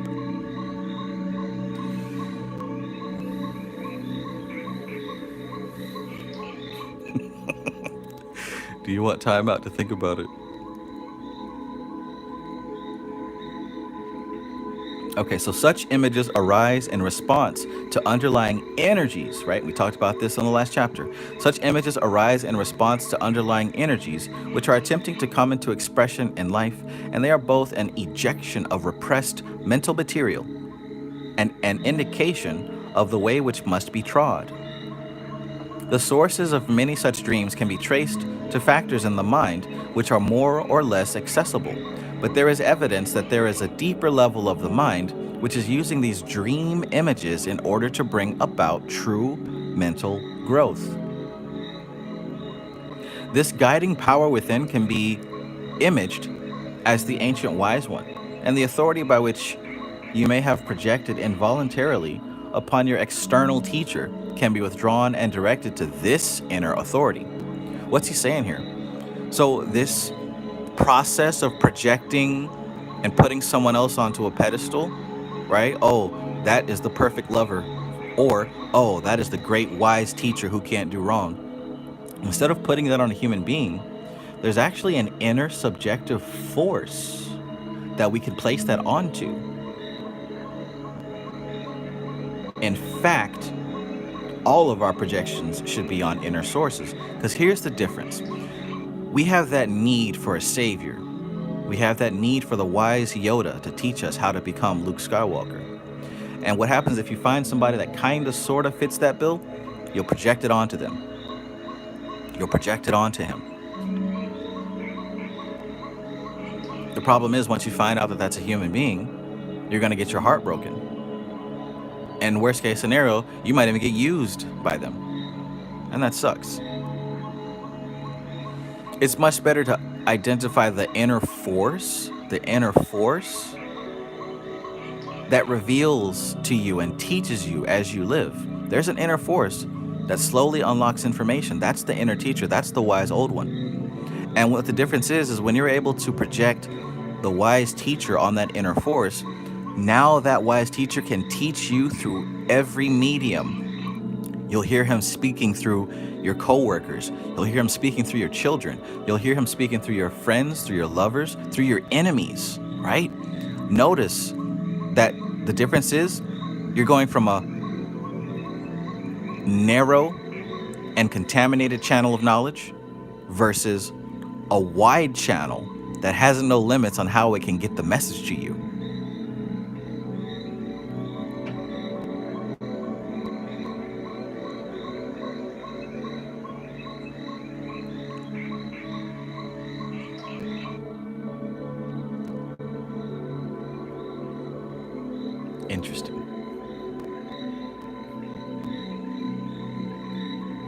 Interesting. But I must warn you that even to this inner authority, you should not give absolute obedience. Here we go. Whatever monitions you receive from this inner teacher must be weighed in accordance with your outer conditions, right? Must be weighed in accordance with your outer conditions. And this judgment must be made by you in full consciousness. For although wisdom may and does reside within you, the baffling and perverting carnal mesh, as Browning describes it, will color that which passes through it from the deeper levels of the mind. That's what I said by a contaminated channel. Louis, peace. This is good stuff. This is good stuff.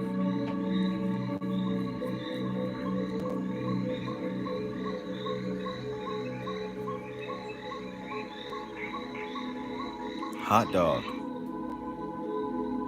Hot diggity dog.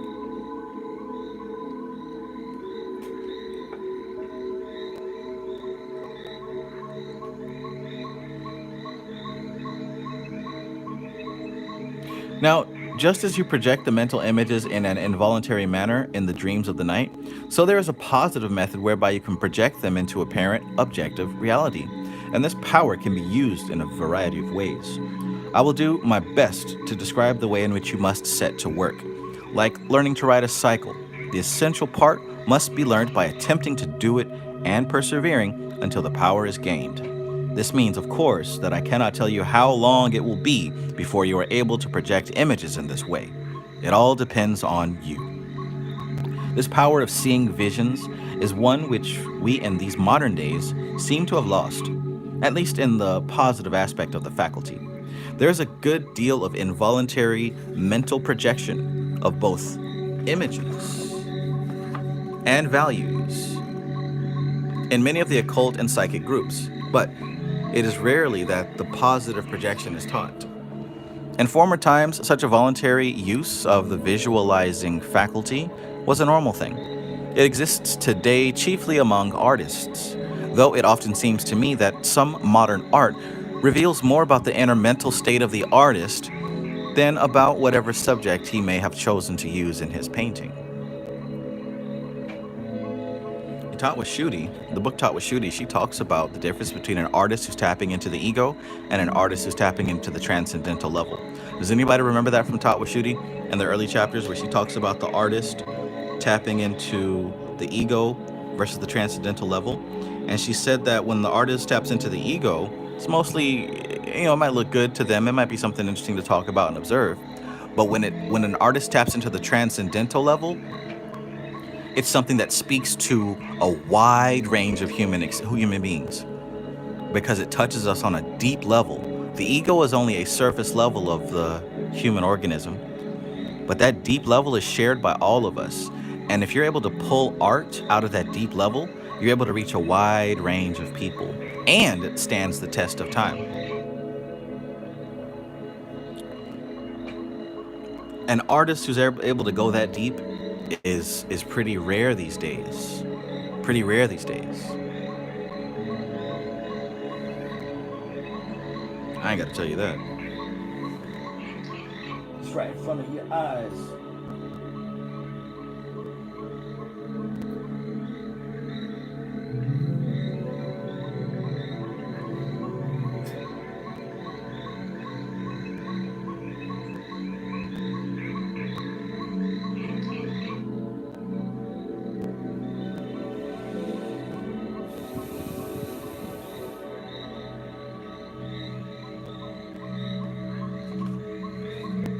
Yeah. It exists today chiefly among artists, though it often seems to me that some modern art reveals more about the inner mental state of the artist than about whatever the subject he may have chosen to use in his painting. However, I may be prejudiced in this matter. I remember being introduced many years ago to a small child who could draw remarkable silhouette pictures. They were wonderfully precise and clear in outline, and for a child of 6 or 7, it was a very unusual performance. When I asked her how she could draw such accurate outlines, she said, "It's easy. I think, and then I draw a line around my think." She evidently had this power of visual projection as a natural talent, and did not realize that it was not possessed by everyone. How many of you, as artists, have that natural talent? It may be with drawing, it may be with visual art, it may be with audio art, it may even be with tasting, culinary style art, or even olfactory art, right? Some people are smell artists. But I know that being young, I used to draw, and I realized in elementary school that everyone didn't think like me. I could literally see something in my head and draw it as clear as possible. And what I did was I kind of met myself halfway. I used to envision grand things that I didn't have the skill to draw, so I toned down my visions so that they could be exactly what I could draw. And I learned how to work my way up. I learned how to visualize to my skill level, and as my skill level improved, I learned how to kind of expand that. I thought that everybody did it that way, but I was wrong. I then was able to transfer that to music. I was able to kind of visualize how a song or a melody, even the instrument used or the particular synth used, I would spend hours crafting the synth to make it sound exactly like it sounded in my head. I think that that's good training for being able to project your inner world into the outer world.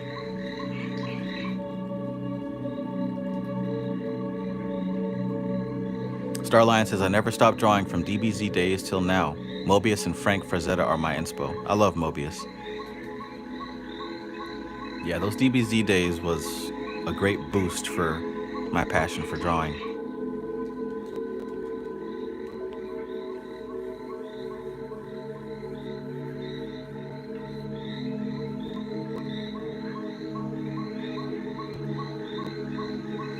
Framestar Film says ideas often get covered in shit while traveling down the birth canal. Yikes.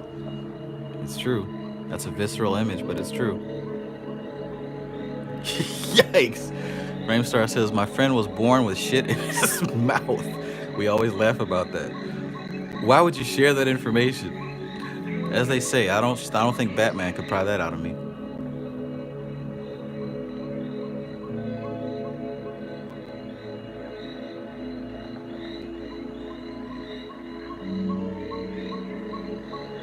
That's funny. Anomaly says I can hear bass lines like they are missing, so I fill it in.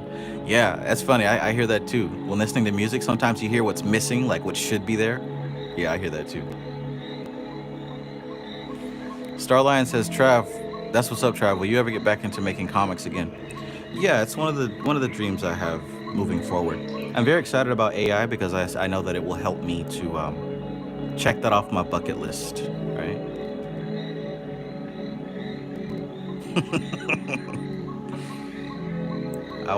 That man said I was born with shit in my mouth.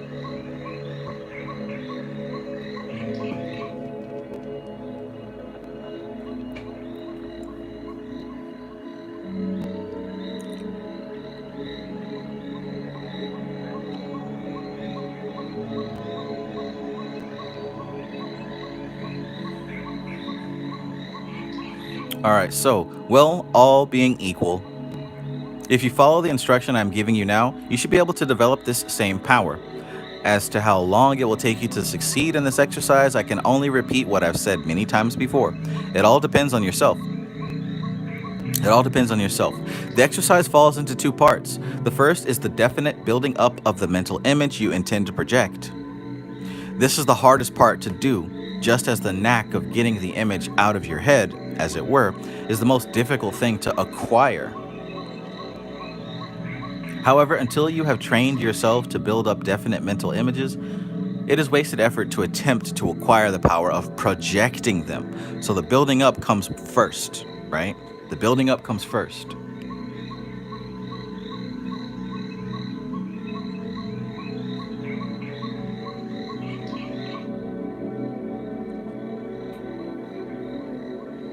This is a two-way exercise. You have to learn to bring the images as well as to exteriorize them. And this means that some really hard work will be required from you before you have mastered it. It is, however, the foundation of a very great deal of what is to follow. And the more proficient you become at this exercise, the more easily will you manage the more advanced work. I know there are people who apparently develop some of the inner powers without any such training. But unless they do train in this way, their power is not consistently available. Neither can they direct it as they should.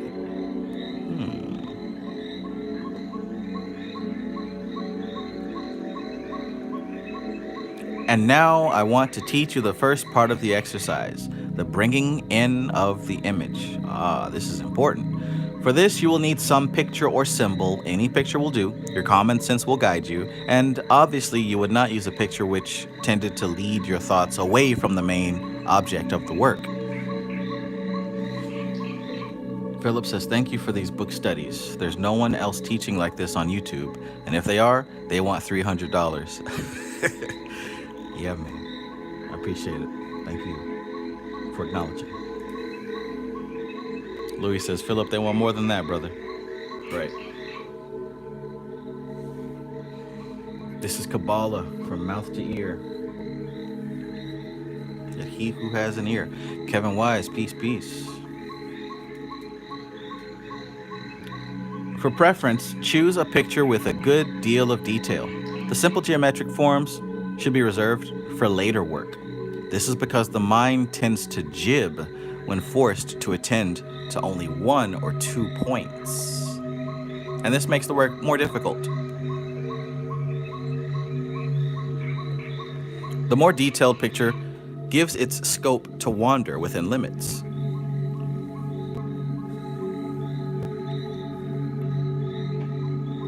Place your chosen picture on the table in such a way that you can sit and look at it without any strain. Keep the rest of the table clear, except for your symbolic picture or image.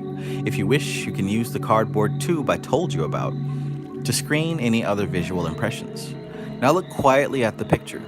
Do not strain in any way, but look at it as you would look at any object in the normal way. When you have contemplated it in this way for a minute, begin to analyze it, to see its component parts, and to isolate one from the other, to some extent at least.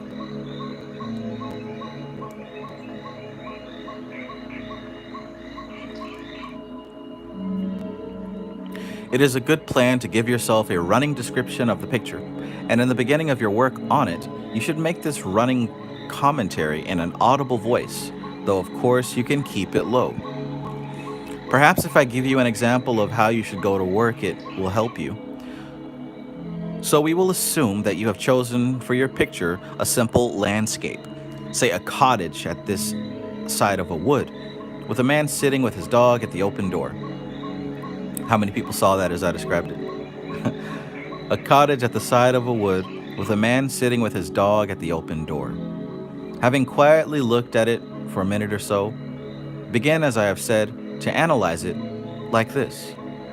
The background of the picture is a small wood, made up chiefly of beech trees, though here and there the artist has painted in some small oaks.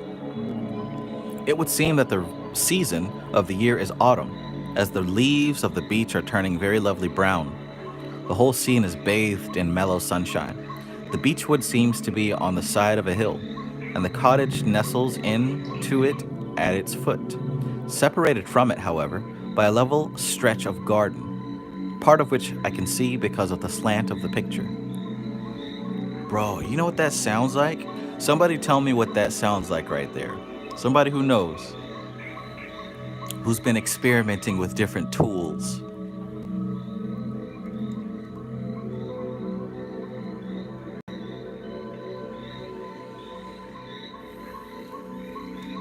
That sounds like a ChatGPT prompt. That reads like a Mid-Journey prompt. That sounds like something you would type into AI so that it would create the image for you.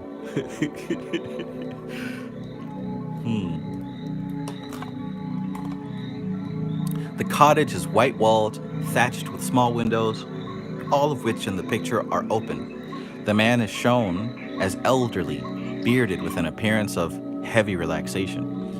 He seems to slump in the chair, which is the old-fashioned wheelback type, once very common in such cottages.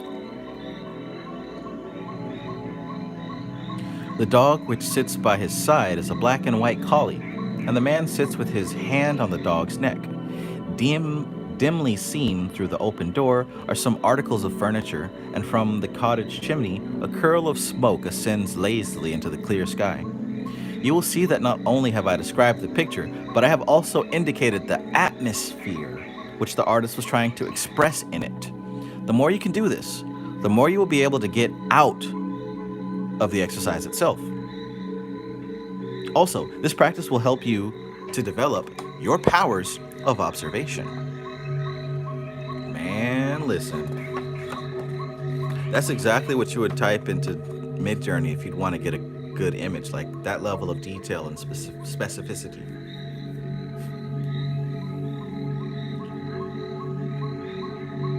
Framestar Film says path working. Right.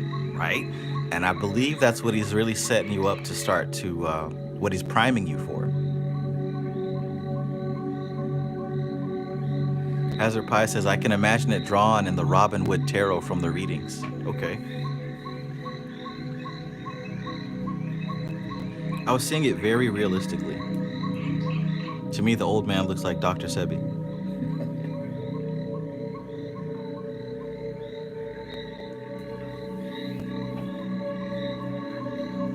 But did you notice there, as they described that, it wasn't simply, oh, a house and some trees and a dog. He was really getting detailed with the atmosphere of it, right? What season it was. Some of the, I don't want to say romanticism, but some of the attachment to the type of furniture, right? And the style of furniture. All of it you can almost get a feel for what this old man's personality is like. You can almost get a feel for how he treats the dog. You can almost start to get a sense of what he's going to do next or what he just finished doing. You could probably tell me in the chat what you think he had for breakfast. I think I know what he had for breakfast even. I feel like he had some grits and a thick slab of like ham bacon. The type with the little round bone in the middle. But you see, like that level of detail with the image, it draws you into it and you begin to experience it as its own world. Let's keep going. Now we come to the next part. Having analyzed the picture, you must now bring in the images. And by the way, all this is being done while looking at a specific picture, right? This is you like diving into the picture and really pulling out the detail. Like you said, this will strengthen your powers of observation. Louis says, along with some Negroid music. Coming out the record player, right? I don't even feel like this is 2004. I feel like this scenery might be a couple of decades ago.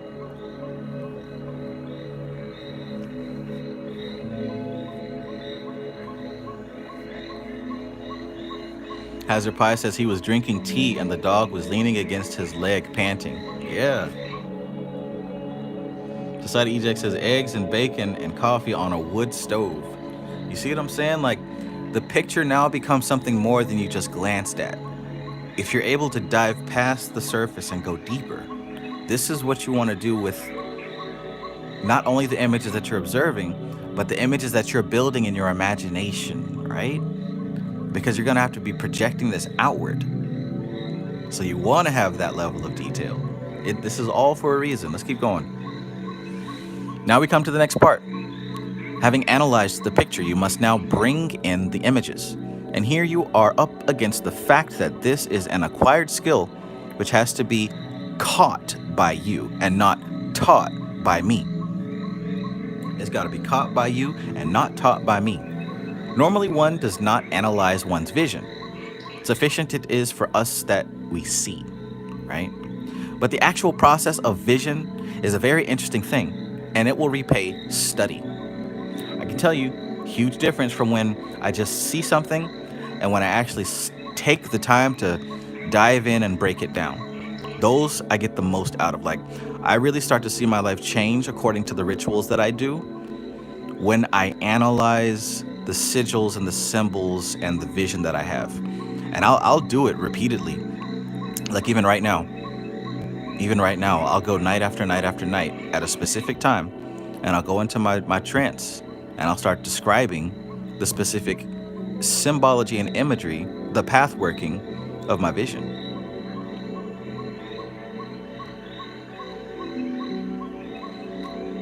Normally, one does not analyze one's vision. Sufficient it is for us that we see.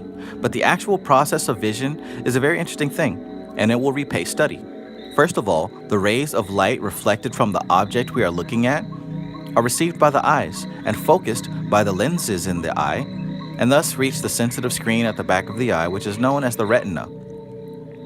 Here, the visual picture is transformed into nerve impulses which travel along the optic nerves until they reach the vision center in the back of the brain. Here they are received, and in some way of which we know very little, they are interpreted by the mind. This is an entirely subconscious process. That paragraph was written like some cyclomancy. What you have to do is first to accompany, as it were, consciously, the incoming images of this receiving center. This is the first half of the work. In the second half, the reverse process must be attempted. That is, you must try to accompany the images back to the eye. This may sound silly, but as an actual technique, it works. So as you look at your chosen picture, dwell on it first of all quietly and without strain. Having previously analyzed it as I have shown, then turn your attention inwards, closing your eyes but keeping the mental image of it, traveling back into the inner darkness of your head, carrying with you this image until in your imagination it has reached the receiving center. As I have said, this sounds silly, but it is a way of training the visual faculty, and it works. It will help you if you time this withdrawal into the depths with one complete inhalation of breath.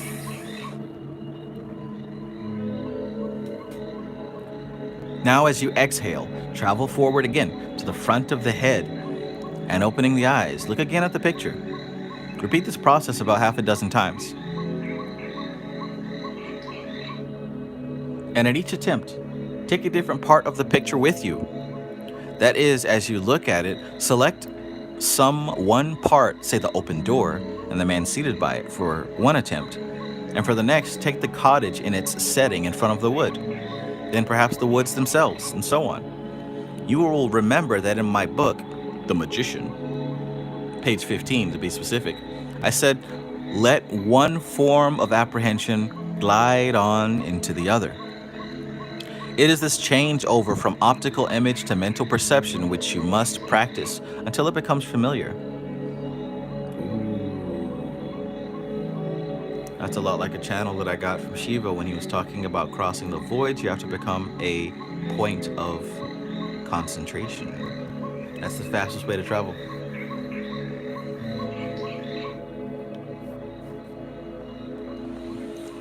I dealt fairly fully with this in the chapter on visualization and audition in my book, so you should have some idea of this already. How do you know we read those books? The second part of the exercise is more interesting, but until you have mastered to some extent, at least the first part, your results in projecting the images will be rather poor and sketchy.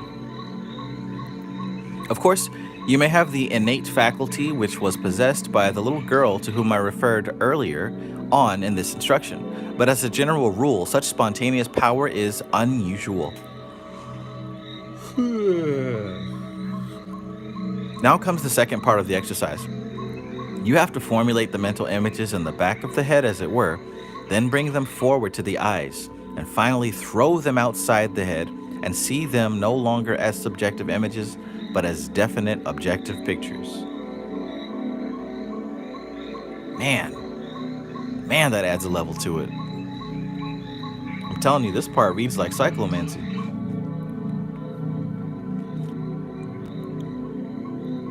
The whole thing about taking in the picture in sections, right? And when you inhale, bringing that part to the back of your head, and when you exhale, throwing that image out the front of your head. Oh, that's good quality stuff. Any of my cyclomates here? Anybody here who went through the cyclomancy class? Anybody who's read cyclomancy? I would say this is something you can definitely be trying right this very moment.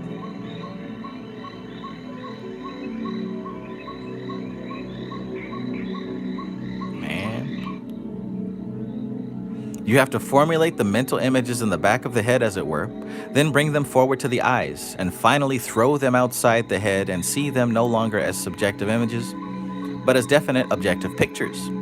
To do this, you must have prepared some surface upon which the images are projected. Any monochrome surface will do for this. I have used a saucer containing fine sand, which had been smoothed to a level surface. A crystal ball, and a black mirror.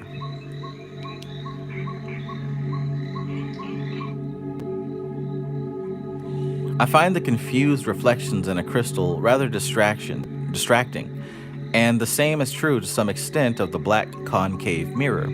However, in this matter, there is a good deal of variation. Some people find one method better than the other. Much depends upon personal factors. Try the various methods and use that which you find gives you the best results.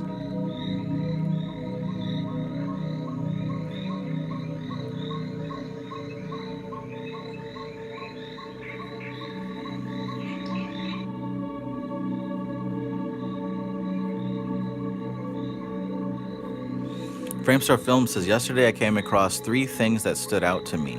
An image of a panda bear, an image of Saturn on my cappuccino, and a struggling beetle that helped off its back onto its feet. I linked the 3 and gained meaning. Do in this way, and we are pathworking every day if we pay attention. Interesting. Yeah, right? That's how we allow the environment to speak to us.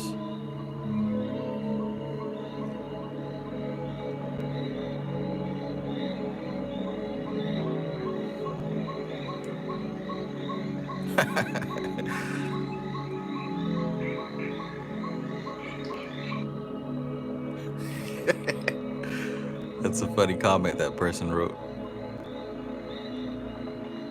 I can feel his confusion. Let's let it simmer.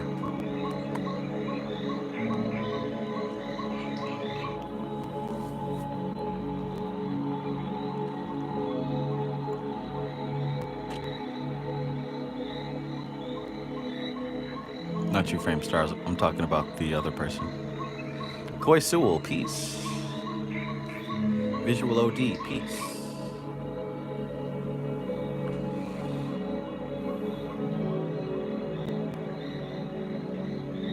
All right, let's continue.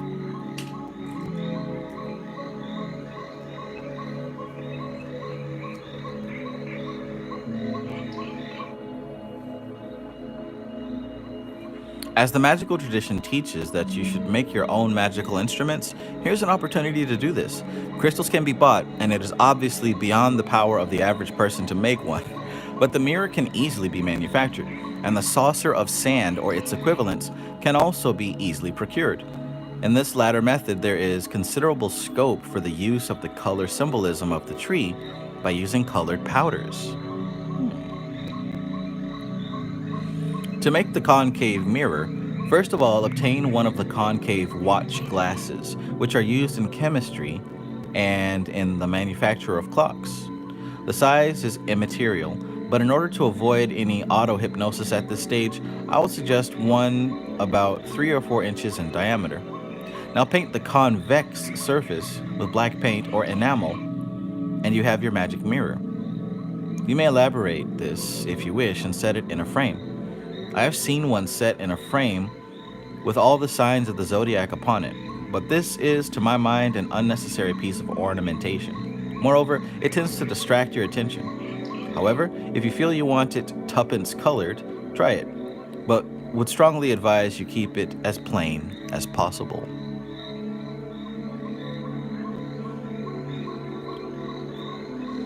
Happy Days says Nostradamus used obsidian mirrors to see the future. Starlion says, so did Sauron in Lord of the Rings. He had an obsidian crystal ball. I've got an obsidian one, and I have a purple quartz, purple-pink quartz. That obsidian one is a heavy deal, man. Heavy deal. Me and my cousin channeled the Black Sun out of that bad girl. Whew. Heavy stuff. The pink one I got relatively recently. It's got a unicorn stand. It's pretty nice. It's very nice, actually.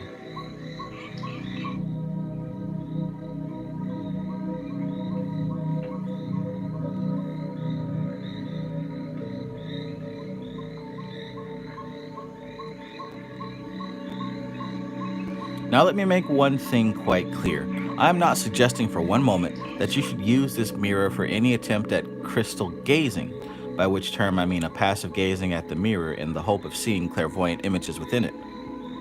This is a positive training in visualization, not involuntary psychicism. I want to make this perfectly clear because it may be that you have some latent psychic faculty, which could be exteriorized in this way. But I do not want to lead you down a path which, at a later date, you will have to retrace. In the carefully controlled psychism of the magical lodges, you will be able to use whatever psychic faculty you have, but in a positive manner. So do not succumb to the lure of quick results. They are seldom satisfactory. Having procured or made your speculum, as it is termed, you are ready to begin the second part of the exercise. The projection of the images. Sit with the mirror placed in such a position that you are perfectly comfortable as you gaze it. There must be no strain, and particularly, there must be no eye strain. This is very important, since such a strain could lead to the production of the auto-hypnotic state, a state which we do not wish to produce at this point. I have found that if I place the mirror in the same position as I place a book I am reading, this gives satisfactory results. Some people place it in their laps, but again, the movement of the body and breathing tends to distract the attention.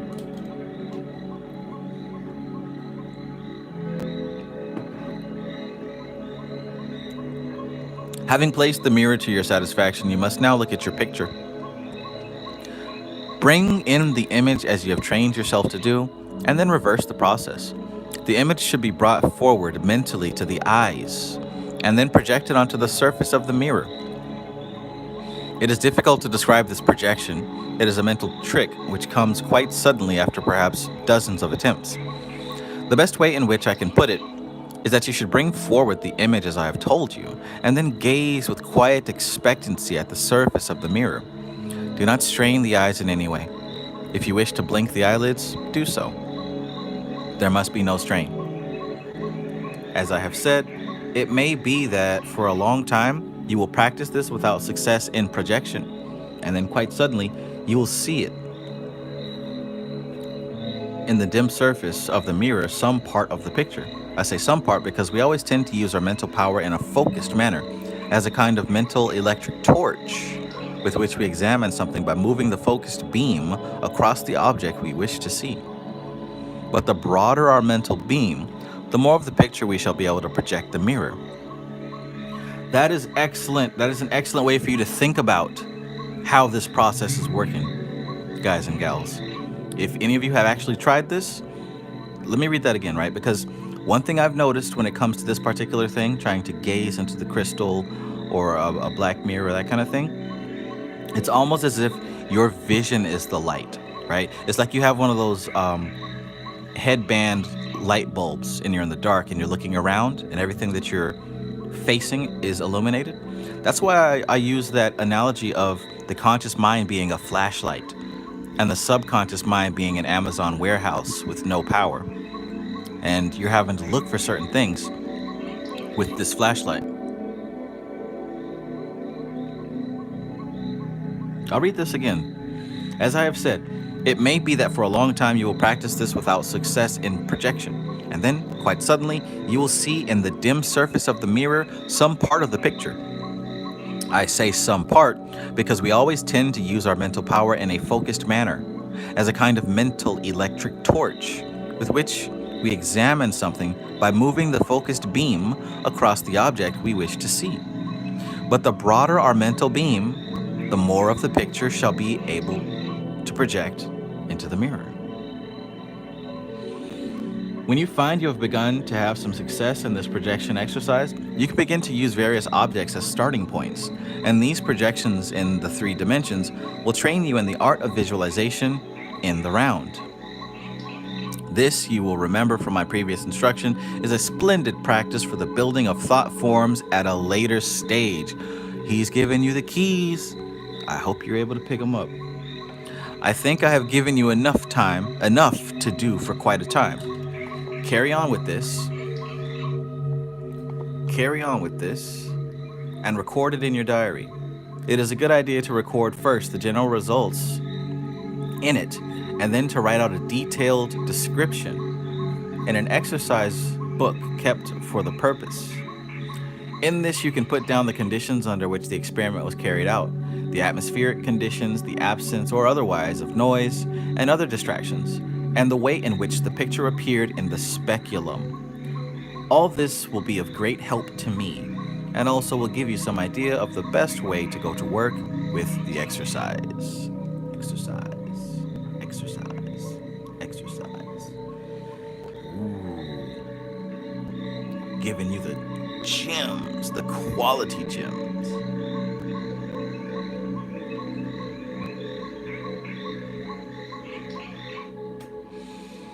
Animali says speculum, LMAO. Now see, where is your mind at for that to be the first image to come to your head when that word is mentioned?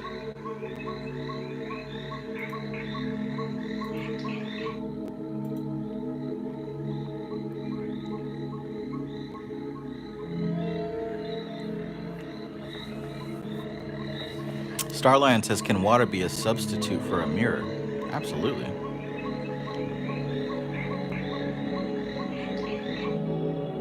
Absolutely. Oh, Animali says psychic pap smear. Well, I guess I'm the one who should go in timeout because I didn't realize that there was another use for a speculum. Or I should say an official use. My bad. I'll put myself in timeout.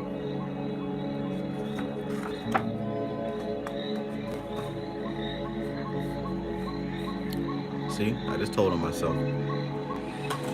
All right, we're gonna do another chapter, the multitude of counselors, right? Multitude of counselors. Now first, I'm gonna have to refill my cup of hot coffee. So I'm gonna go grab a little bit of creamer and I'll be right back. Right back. Give me just a second.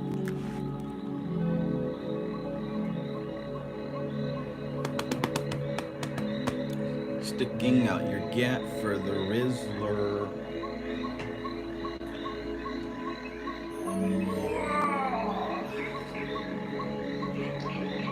Good time to get up and stretch. And make sure that you have your passport.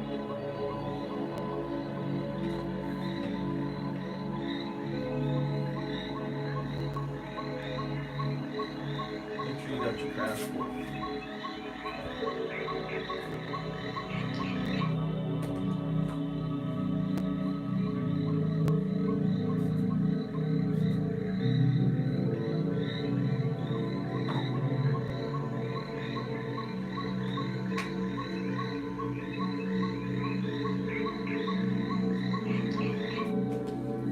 To America.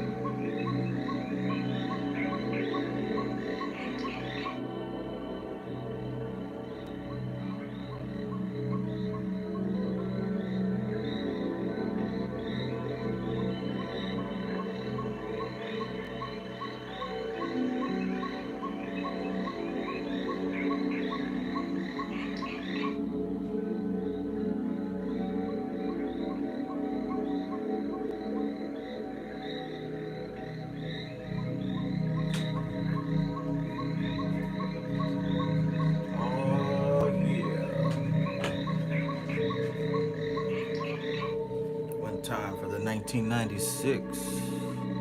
Do you have your passport? Did you get your shots? Girl, would you like to come back with Trav to America? To America.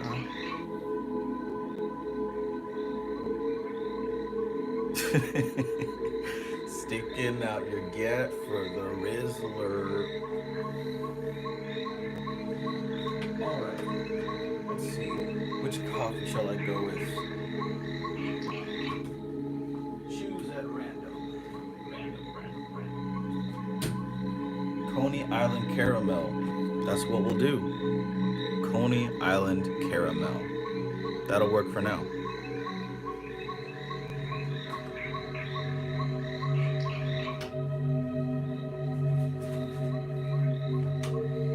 I like to get a bunch of different flavors and mix them all up. And whatever I grab is the one I grab.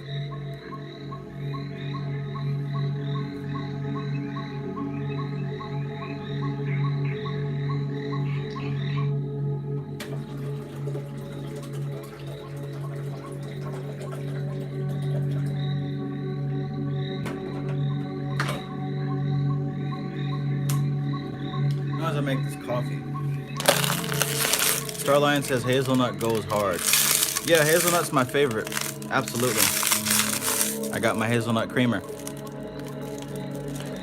That eBay business that I mentioned earlier was actually Keurig, you know, the company that makes the coffee machines that you put the K-Cups in. They came to my hometown and opened up the call center there. At the time, I was pretty broke. And so I used to sell and troubleshoot those coffee machines. And I used to think that they were so fancy, right? It was like, I would think that it would be so high class to get one of those. And by the way, they were new back then, right? This was, like I said, like 2013 or so. 2013, 2014. I always wanted one. I mean, obviously I got one eventually, but by the time I got one, it didn't feel as fancy as it did when I didn't have it, when I was selling it and troubleshooting it. It's hella convenient though.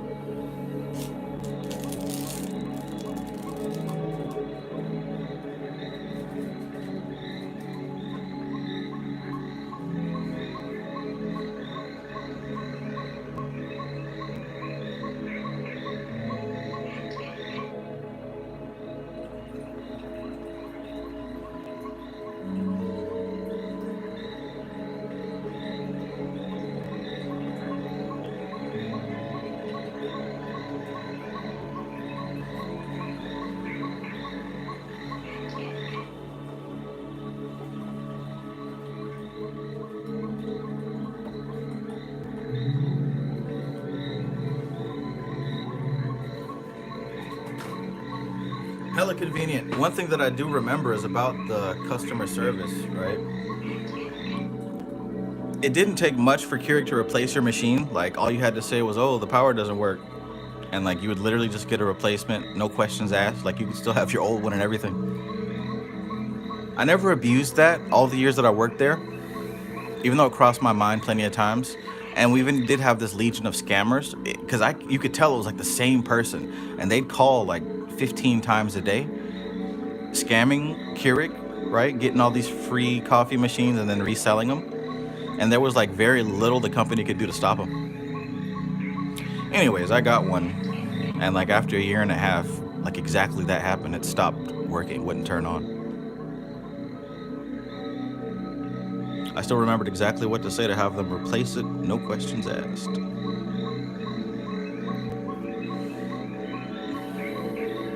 All right, coffee ready. Now we can continue.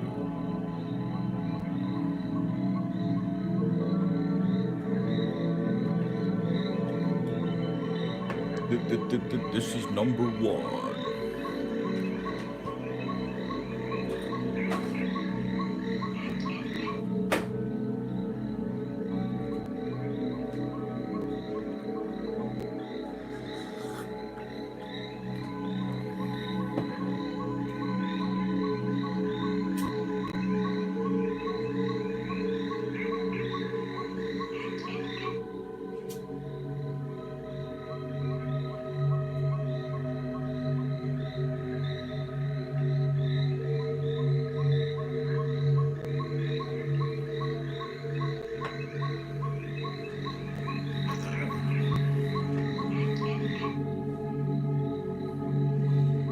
All right, so chapter 9, the multitude of counselors.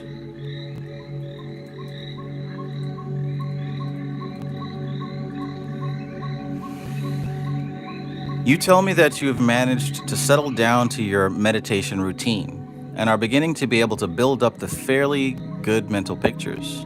Also, you have obtained a copy of the Mystical Kabbalah. Wait, how did you know that? How did you know that? Now, however, although you have started your training and are making some progress, you have run into trouble from other quarters, with the result that there is a certain amount of confusion.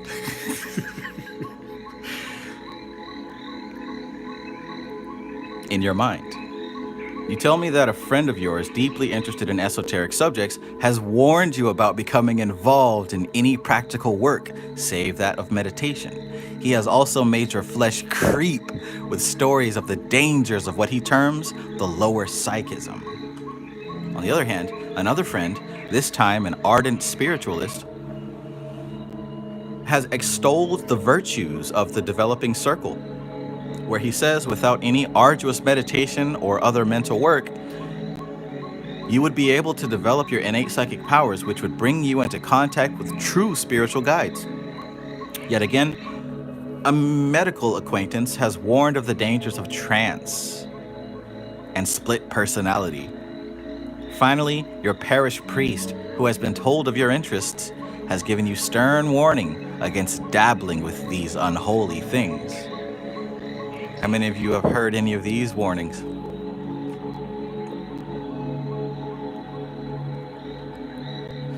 You certainly seem to have a multitude of counselors, but whether in this there is safety remains to be seen. You may remember the story of the man who tried to follow out all the advice given by those whom he met while riding his donkey. He ended, you will remember, by carrying the donkey into town, to the great amusement of the townspeople. Seriously, though, I have been expecting this situation to develop. It usually comes along when the training has definitely started and before any striking success has been achieved. This again is a test of your ability to go ahead on with your chosen path without being swayed by the opinions of others. The outcome rests with yourself, but as you have referred the situation to me as your teacher, I will try to give you some guidance. So how many of you remember that stage where you began practicing and you probably told some people about it, and everybody's warning you to stay away from this, or telling you that that's the wrong way, you're supposed to do it like this? Everybody's got all this advice and you haven't even really experienced success yet. Does anybody remember that phase? Is anybody currently going through that phase? I know definitely there's been people who they'll first get started with something and they'll literally go around asking and messaging every YouTuber. And one dude, not just one, I think at least 3 people I remember, like, told on themselves, "Hey Trev, how do I work with such and such and such? I already asked Brother Yosef, and I asked Dreamwise, and I asked Mook, and I asked this person and that person, and I just want to get your opinion on it." And I'm just thinking to myself, like, you asked all of them. How was the answer wasn't sufficient? Like, what do you? You're just collecting answers for what? Did you try anything yet? Like, what did you actually try?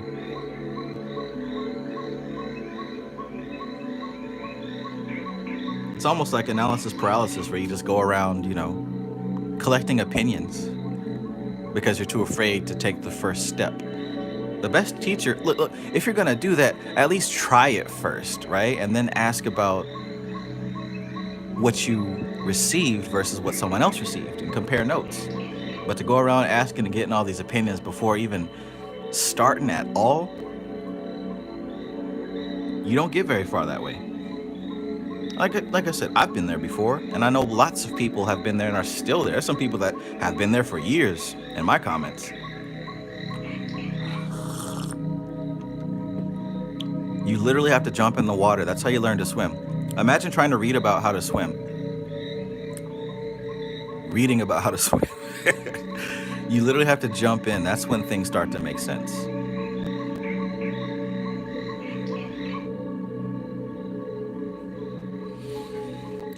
Starlion says, my coworker, who I thought was a sensible man, had told me he didn't want to practice meditation because he didn't want to open any doors to demons. LOL, to each his own though. Right. I had a friend that I thought was like really spiritual in his own way.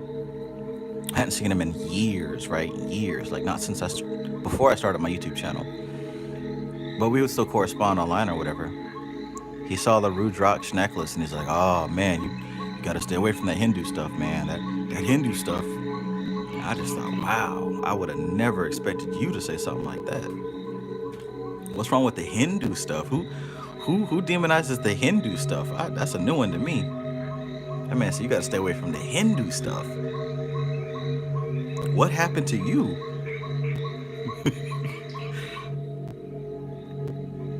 It must have been that picture of Cali, right? That wild tongue, I suppose, traumatized him. I guess a wild tongue can do that. First of all, let me suggest that all this advice which has been so kindly proffered has some value. even though some parts may seem to cancel out others. There is always something to be gained from the ideas of others, even though it may be thought that such ideas are ill-informed or even due to bigotry. We are all liable to this latter fault. It is not peculiar to parsons, doctors, and teachers, can be just as fixed in their ideas as any religious leader. That's a big one. Oftentimes, people who begin to excel in their field start to develop a very closed mind, a very stiff, closed mind, because they believe that no one can tell them anything because of how far they are, how deep they are.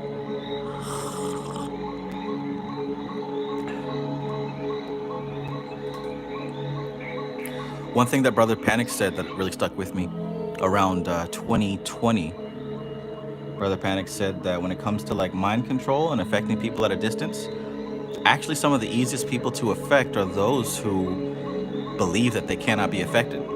Those who believe that they're like the top of their field or whatever and no one can tell them anything. They're very closed-minded. Those are actually the easiest people to move because they won't even realize that it's happening.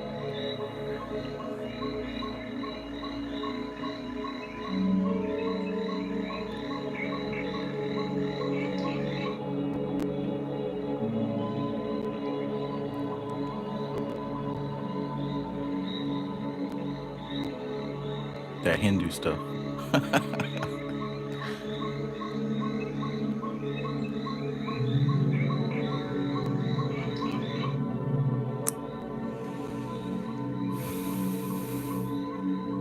I will take each of these warnings separately and in the same order as you give them in your letter. First of all, let us consider the question of what your friend calls the lower psychism.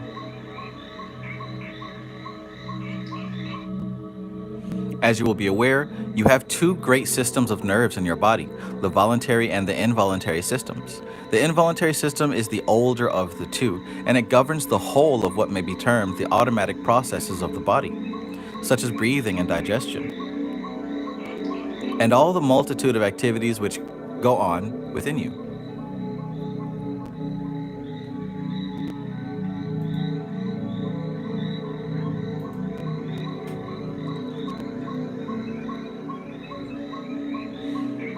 The other, the voluntary or the cerebrospinal system, is of a more recent evolution and is the medium of expression of your conscious waking self. But it is also dependent upon the older system of nerves and the type of consciousness which goes with it for its successful operation. Thus, you lift your arm by an act of will, but the whole complex activity of nerve and muscle, of variation and blood flow, of the discharge of energy along the nerve paths, and the intricate mechanism by which that energy makes the muscles move in the way you wish, all this is affected by the involuntary psychism, by the involuntary system, working under the direction of the voluntary consciousness, right? So all this is affected by the involuntary system working under the direction of the voluntary consciousness. But just as there is a form of consciousness, and by the way, even that's sounding a lot like cyclomancy.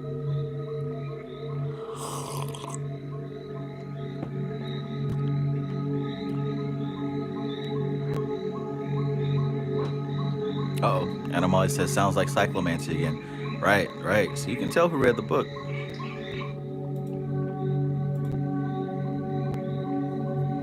Where my dogs at? Bark with me now. Bow, wow, wow, yippee-yo, yippee-yay. But just as there is a form of consciousness, the waking consciousness, which is expressed through the cerebrospinal system, so there is also a form of consciousness which works through the involuntary nerves, and this is usually referred to as the subconscious or subliminal mind. As this subliminal part of the mind is the product of ages of evolution from the very remote past, it has, of necessity, very primitive aspects. Primitive aspects, which reflect the primitive consciousness of those early days. It is, however, also linked with that part of our whole consciousness, which lives on the inner planes. Okay, let me run that back. It is, however, linked with that part of our whole consciousness, which lives on the inner planes, and all psychic experiences, whether high or low, are transmitted to the waking self through the subliminal levels of the mind. You will remember that we discussed in a previous instruction the chakras, or psychic centers. Well, these psychic centers are linked with certain points in the involuntary nervous system and can transmit their impressions by way of the corresponding aspect of the subconscious, which is expressed in those parts of that system. But just as you can cause your arm to move at your will and perform some particular operation, so the subconscious levels of the mind can move your arm without your willed intention. So for instance, you may write something which has been carefully composed by you in your everyday waking state, and all the subconscious mechanisms move your muscles to make letters and words of the necessary size and form, and arrange the resultant words in their correct grammatical order. All these activities have become what we call a habit, which is the result of our mental training. So in other words, when you want to write something down, you don't painstakingly think about the motions of writing each individual letter. It kind of happens subconsciously. You pick up the pen, put it on the paper, and you automatically start writing whatever it is without even thinking about the process of it. You think about maybe what you're trying to say, but you don't think about the process of writing each individual letter.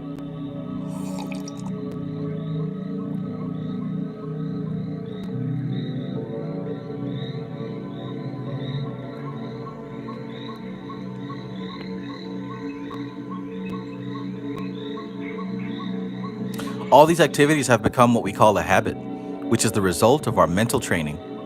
However, this mental machinery can run itself without your conscious will, and then we get the phenomena of what is usually called automatic writing. The dreams of the night are examples of what might be termed automatic seeing.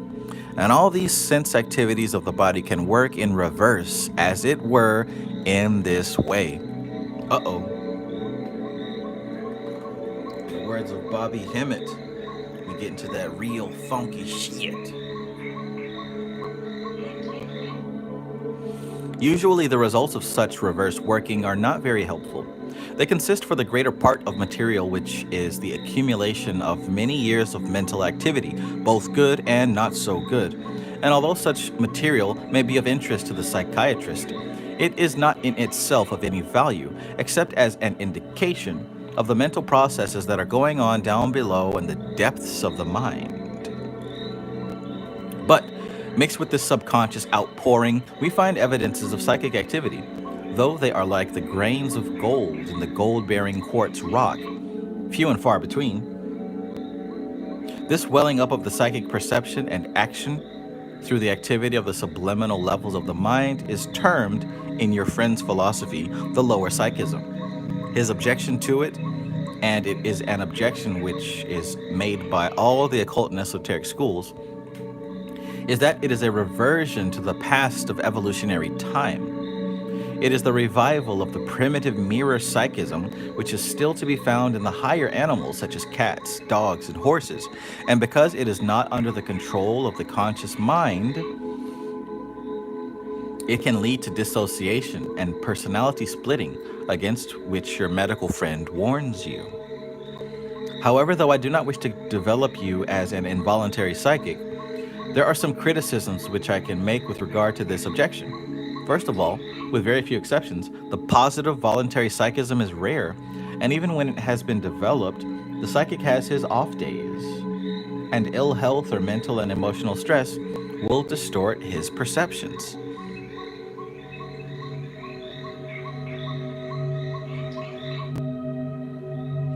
Your truth. Peace.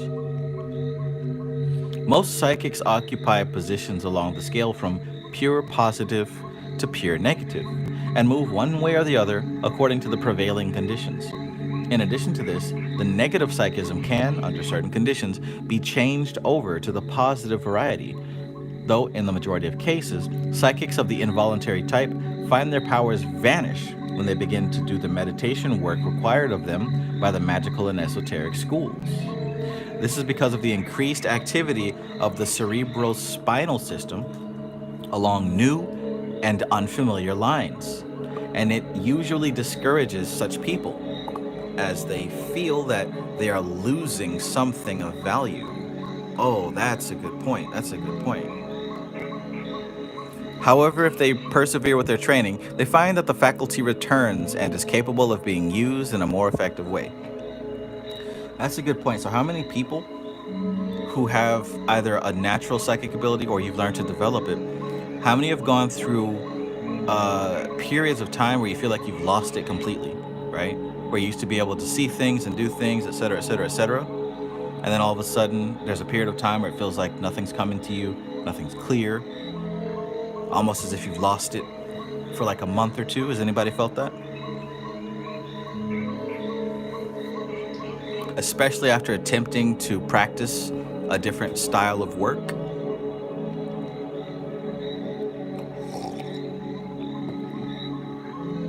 Animali says that's like when you're naturally psychically talented, but lose it once you start training. Exactly. Well, check that out. One of the things that he's saying is that it could very well be that you're attempting to use your mind in a different kind of way. And as such, you're starting from the beginning, you're starting from scratch. There's at least two directions when it comes to the psychism. There's the pushing out and the pulling in, right? The pushing out and the pulling in.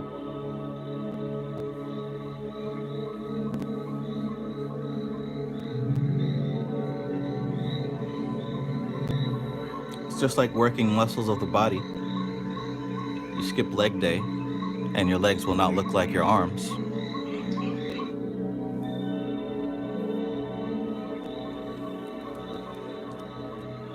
He says, however, if they persevere with their training, they find that the faculty returns and is capable of being used in a more effective way.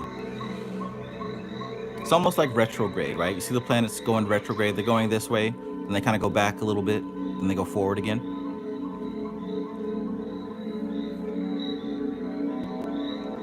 But I do want to remind you that the magical schools are not for psychic development. It is true that the psychic faculties are exercised in these lodges, and their use does play a part in the work on which they are engaged. But the primary purpose of the magical training is the mental and spiritual unfoldment of the members. And Psychism is regarded as a means to an end, and not in any sense as an end in itself. Same thing they say in the yoga texts, right? You will start to develop siddhis as long as you practice consistently. You will start to develop siddhis. But that's not the end in itself. That's a means to it. And you utilize the siddhis to continue going deeper in your understanding of yourself and of reality. Not so that you can see through somebody's bra. Sure, that might be something neat, but that's not the point.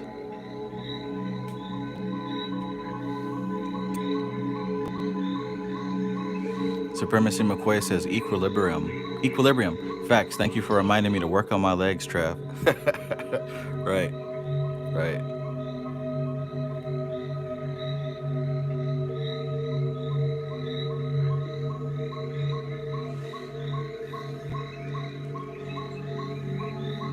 Cool stuff. So it looks like the likes are starting to go up. If you're new and you enjoy this information, go ahead and hit this like button if you'd like to see more. But I do want to remind you that the magical schools are not for psychic development, right? We said that. Look, he said that. But the primary purpose of the magical training is the mental and spiritual unfoldment of the members. And Psychism is regarded as a means to an end, not in any sense as an end in itself. Now let me comment on the objections of your medical friend. It is quite true that certain forms of psychic activity can lead to the mental troubles to which he refers, but as a general rule, this danger is not so great as it might seem. If we are dealing with any subject, we tend to see it all around us. We are mentally looking for its appearance, and are often rather disappointed if we fail to find it. So the specialist is on the lookout for the manifestations of his particular specialty. The religious zealot has conditioned himself to see the weakness and transgressions of his fellow men. And the politicians are always putting the world to rights according to their own infallible prescriptions. That right there is why it's so important to take with a grain of salt what certain people have to say to you, if not everybody, because everybody's got an angle, right? Everybody has an angle. A lot of times you'll see that somebody's trying to convince you to believe what they believe because it's going to serve their purpose. Whatever's on your mind, that's what you're looking for. And remember what he said 2 chapters ago about the tree of life and building up the tree with your own experience, right? If you've got it in your mind that you are working the tree at all times, you're going to be on the lookout for experiences that can be attributed to one of the 32 paths, right? But just keep in mind, whenever you see somebody who's very focused on their agenda, it's going to come with the coloring of that agenda.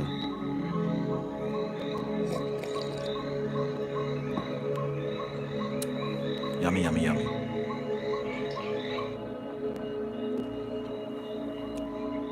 Trey Neurogus says, funny that you mentioned cities. Just learned about them and did a whole bunch of research on them today. Awesome. Awesome, awesome. Kevin Dunn says, LOL, so many synchronicities in this book right now with conversations I've been having the past 2 days.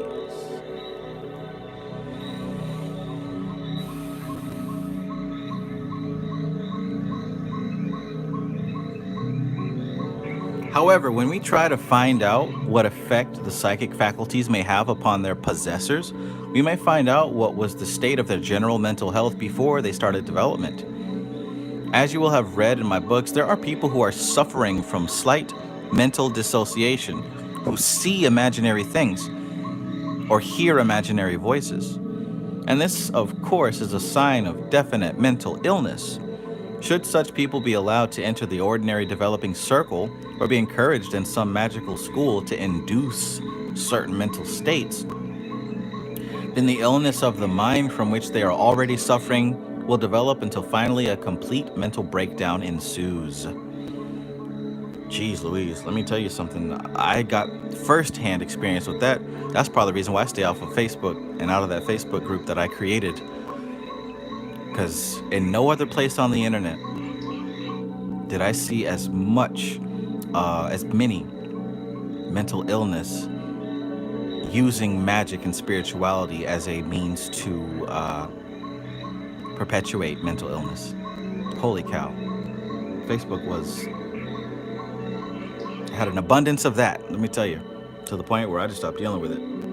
Like, people will sound completely fine for a little while, but then as the days and weeks and months progress, that mental illness that could not be hidden begins to come out and be shown obvious, using demons and spirits and magical rituals as weapons of warfare against the people who they assume are, I don't know, man.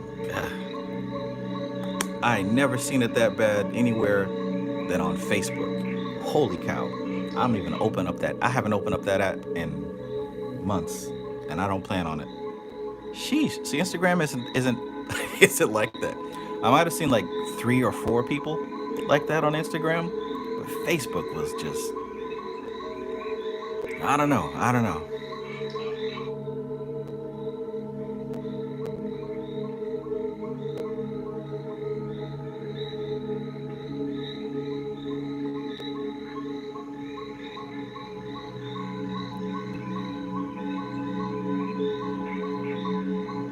Hazard Pie says the cracks begin to widen and show.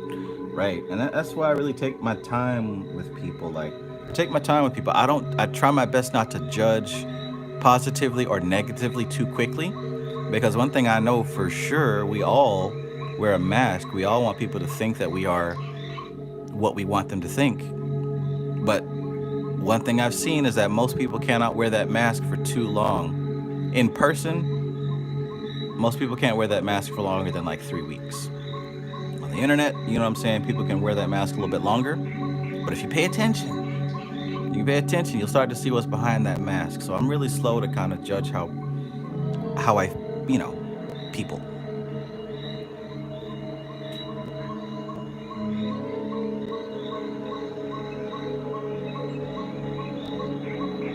ain't got no use for Facebook. She says, I'm taking a Facebook. Facebook is kind of ghetto, but I use it a lot. Yeah, I think I've had enough of Facebook, that's for sure. Philip says, I feel it when I worked at an occult store. 70% was mentally ill people. Yeah, it happens. It happens. But for me, it's the utilizing spirituality as a form to, as a form to run from, or as escapism, or even worse, as a weapon, as a result of said mental illness. Not as a tool for self-development, not as a tool for healing, not as a tool for growth. That's the difference.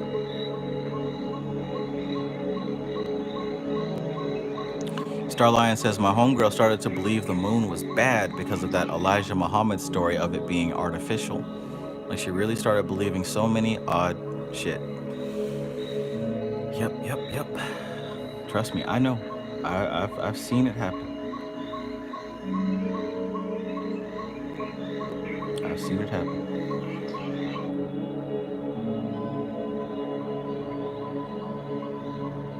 So yeah, however, when we try to find out what effect the psychic faculties may have upon their possessors, we must find out what was the state of their general mental health before they started development.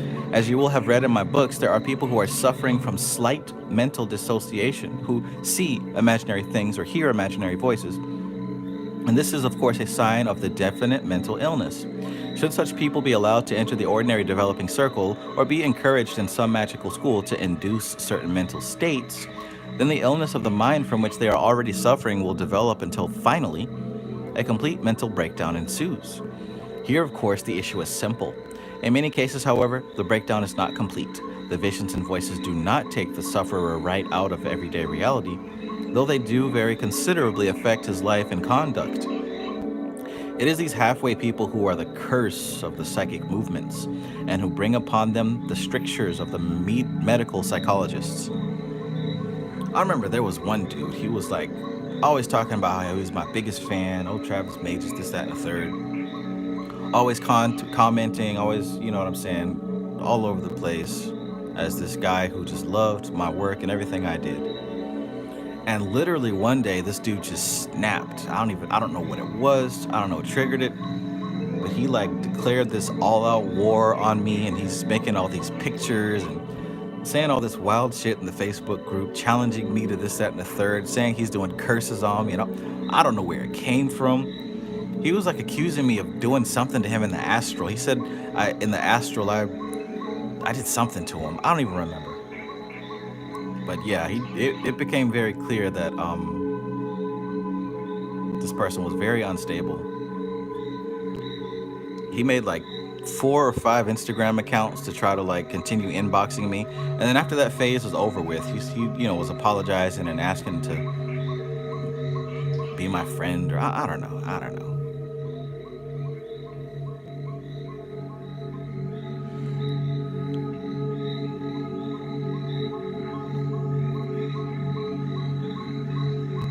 Starlion says, may those afflicted be healed and find peace of mind.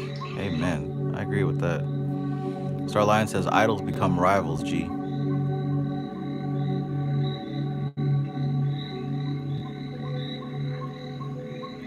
Who mans is this?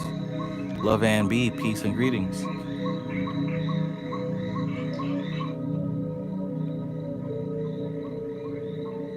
Love and B, I think you remember the Facebook days, if I'm not mistaken. All right, where was I? But as you will see, everything depends upon those who are leading the movements or schools concerned. And it is for this reason that I've asked you to observe the character and general mental outlook of any school you were thinking of entering. For the lives and characters of those who have been trained in any school give you a good indication of its value. I should like to give you my own ideas on this question of the mental unbalance in the psychic and esoteric schools. During a period of some 45 years of actual contact with both occult and psychic movements, I have met men and women of all mental levels, and have observed that mental unbalance is by no means confined to psychics. There are, as I have said, some who display such unbalance, but on investigation it is usually found that the signs of such mental trouble were there some time before they started their development. Blame, of course, is to be attached to the so-called leaders of such circles, but it is evident that the fault, as a general rule, lies with the person, not the system. In other words, this is speaking to those people who blame magic for making people go crazy or insane or whatever. We've all heard that before. Oh, if you dabble with magic, it'll make you go crazy. But what he's stating here is that the quote-unquote go crazy, the quote-unquote insane existed before the person took up a spiritual practice. And I find that to be very true in my experience.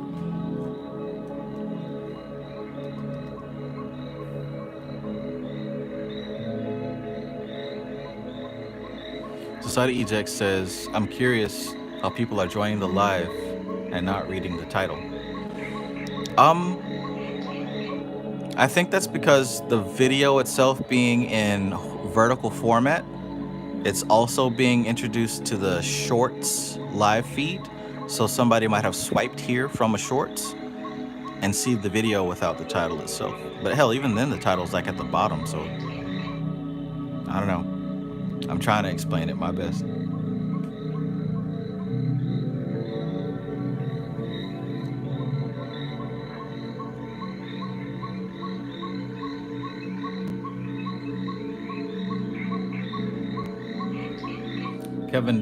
Kevin Dunn says, Dub, the whole mental illness thing, that's why I'm making sure all my lower chakras are balanced before I even attempt to open that third eye. Coming soon, though.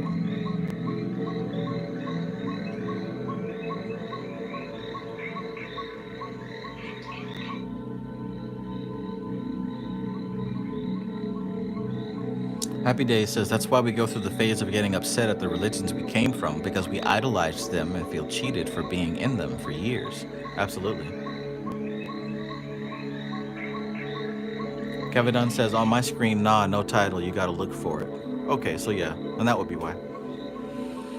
For some people, the video pops up without a title. I get it.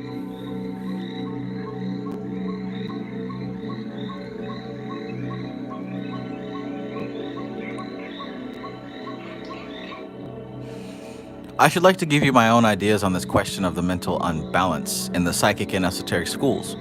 During a period of some 45 years of actual contact with both occult and psychic movements, I've met men and women of all mental levels, and I've observed that mental unbalance is by no means confined to psychics. There are, as I have said, some who display such unbalance, but on investigation it is usually found that the signs of such mental trouble were there sometime before they started their development. Blame, of course, is to be attached to the so-called leaders of such circles, but it is evident that the fault, as a general rule, lies with the person and not the system. Exactly the same criticism applies to those who are members of the esoteric schools. Though many of them loftily regard their psychic brethren as victims of lower psychism, the fact remains that some of them display just the same symptoms of mental unbalance. I may say in passing that I have on many occasions heard spiritualistic seances heartily condemned by people whom I have later been amused to see furtively paying for a sitting with some noted psychic.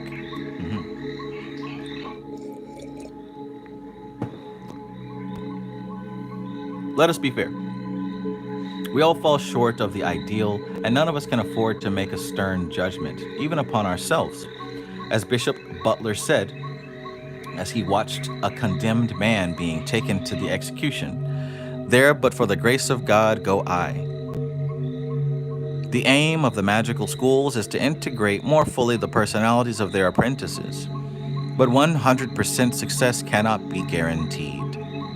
Now I want to deal with the claim of your spiritualist friend. Whatever may be the merits or demerits of the modern spiritualist movement, one thing is very certain, and that is that the methods and contacts of the usual developing circle are not suitable for those who wish to tread high magic's way. This is not to condemn spiritualism, which has its part to play in the religious evolution of man, and which, for those who are working in it with serious intent, is as true a path to the light as any other. But no man can serve two masters, and the methods of spiritualism and those of the magical training schools are not compatible. Until you are able to judge with knowledge, you should follow the methods of training which I am outlining to you, and leave other lines of work to other people. You must make up your mind on this matter, and let me know your decision. Here in the very beginning of your magical apprenticeship comes a test of your possession of that most essential mental virtue, discrimination. Yes, discrimination. That's the first virtue that must be mastered up this tree. Discrimination.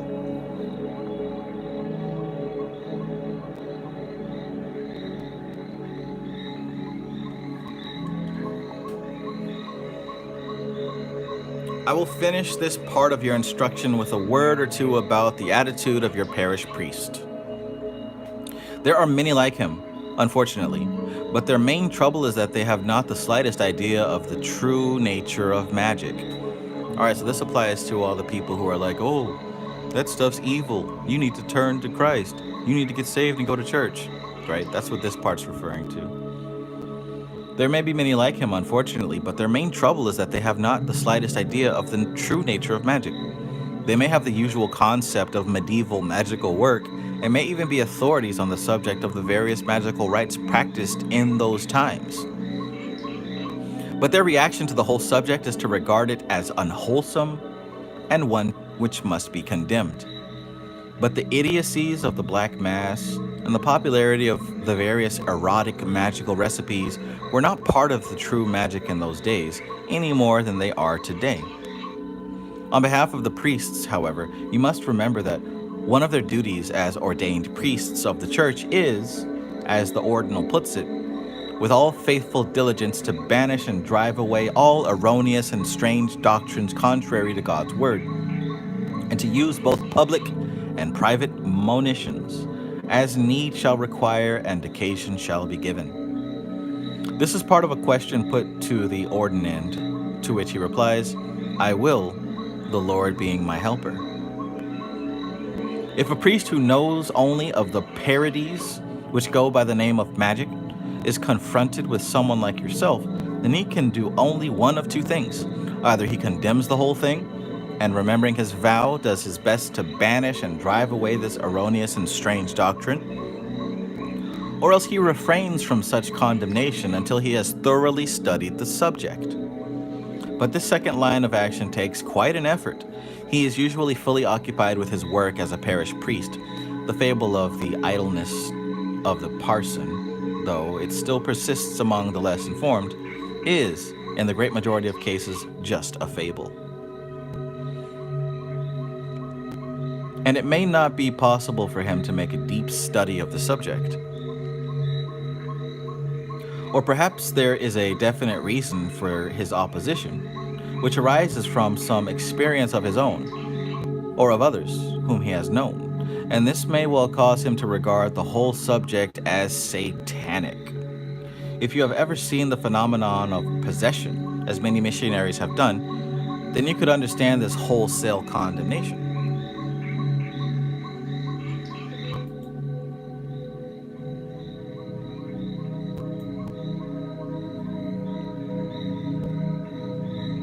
But more usually, he shrinks from the study of these things because of theological training, and also because he fears the possible reactions of his own flock.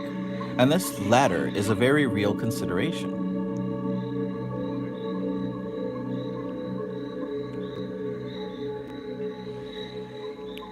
There are many priests and ministers who do not condemn these things, but who try to understand them in the light of Christian experience.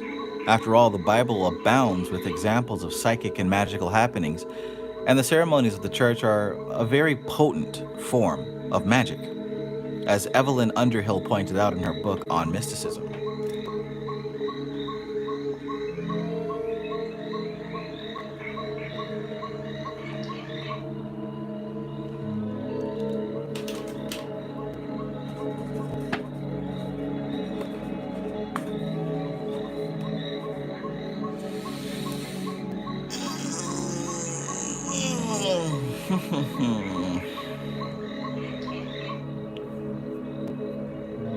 So, do not be unduly annoyed at the attitude of your vicar. Thank him for his advice, but assure him the matter is not as he thinks. Then get on with your training, and keep your mouth shut about these things. Listen to that Butler, talking about keep your mouth shut. You know the magical axiom, know, will, dare, and keep silent. Then follow it out. One of the main reasons why this secrecy is asked of you is that you will later be working with thought forces, and you will not wish antagonistic thoughts of others to break down what you are building up. Also, although it may be that in the multitude of counselors there may be safety, there's liable also to be much confusion. The backseat driver is just as much a menace in Magick as in motoring.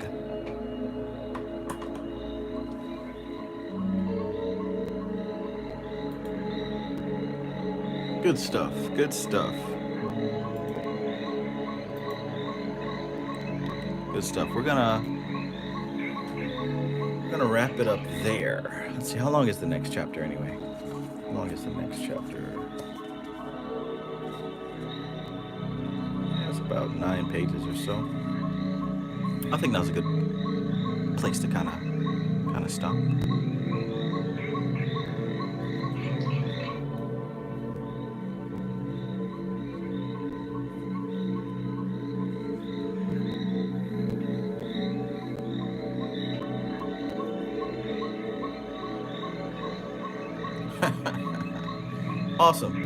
Awesome. So how does everybody feel about tonight's lesson?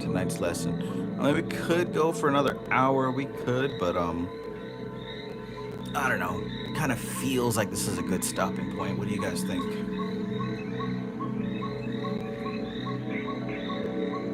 It's a beautiful Saturday night. I feel like somebody is in the mood for chocolate chip cookies.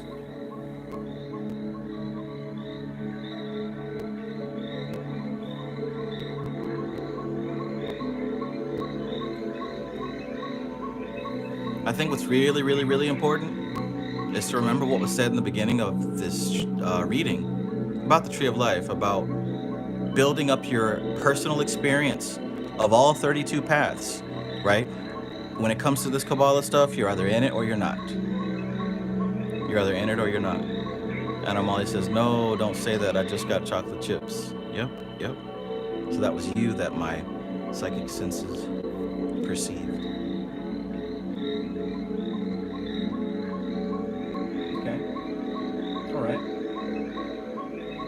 So yeah, like I said, the important thing is to remember when it comes to the Tree of Life, Kabbalistic magic, right? You want to be sure that you, the second chamber, peace, good to see you. You want to make sure that you're able to have an explicit personal experience with the Sephiroth, that you can look at that tree, and when you're looking at each Sephiroth, you can bring to mind an experience that relates with that energy, with that force, with that essence. And as you continue in your learning, right? Because check this out now, check this out. It doesn't stop, it doesn't end. The understanding evolves. And if you're in this thing with me, you're gonna have to keep learning this tree. So learn the 10 Sephiroth, and then learn the 22 paths. You can do it. You've got the tools to do it. You literally have a tarot deck, right? You know that the numbers 1 through 10 represent the 10 Sephiroth, and the 22 major arcana are symbols that represent the paths. You can build this tree up, and the beauty of this is you start to live the tree. You start to live the tree. And what that means is, as you go out and about into your daily life, when you have these experiences and you start meeting these people, you can say, oh, this was a Gibara experience. This was a Yesod experience. This was a Hakma experience. This was a Kether experience, right? And as you evolve, you can say, oh, this was a 32nd path experience. Oh, this was a 15th path experience, right? Now you can imagine by doing that, the more correspondences you start to learn about those paths and those Sephiroth, you can learn to reverse engineer, right? So if you want to bring abundance into your life, if you want to bring love into your life, if you want to bring healing into your life, you'll start to see the keys on this keyboard. Remember, he equivocated it to the dashboard, the console system of like an electrical engineering thing. You can know what knobs to turn and what dials to press and what levels to push up and down to circulate that energy from one place to another. Happy birthday, Star Lion. Pisces.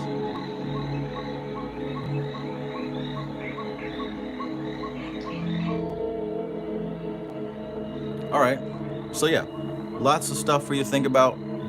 Think about what you could take action on right now. If nothing else, think about what he was saying as far as the visualization techniques. He gave some awesome visualization techniques, didn't he?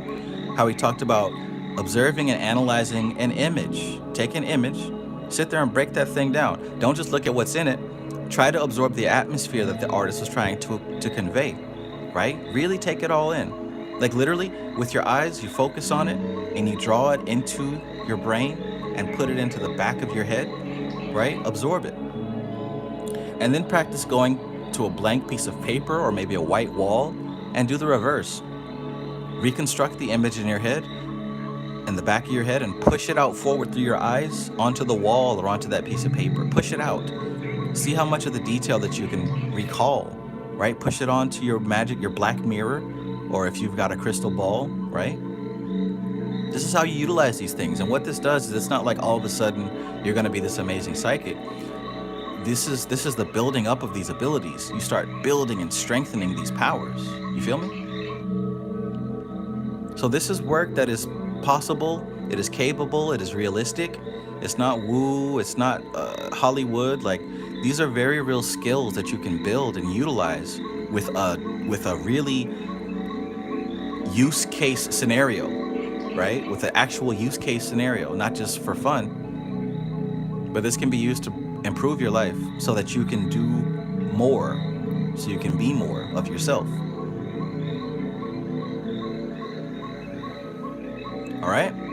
Everybody feeling good about this? Was this a good session?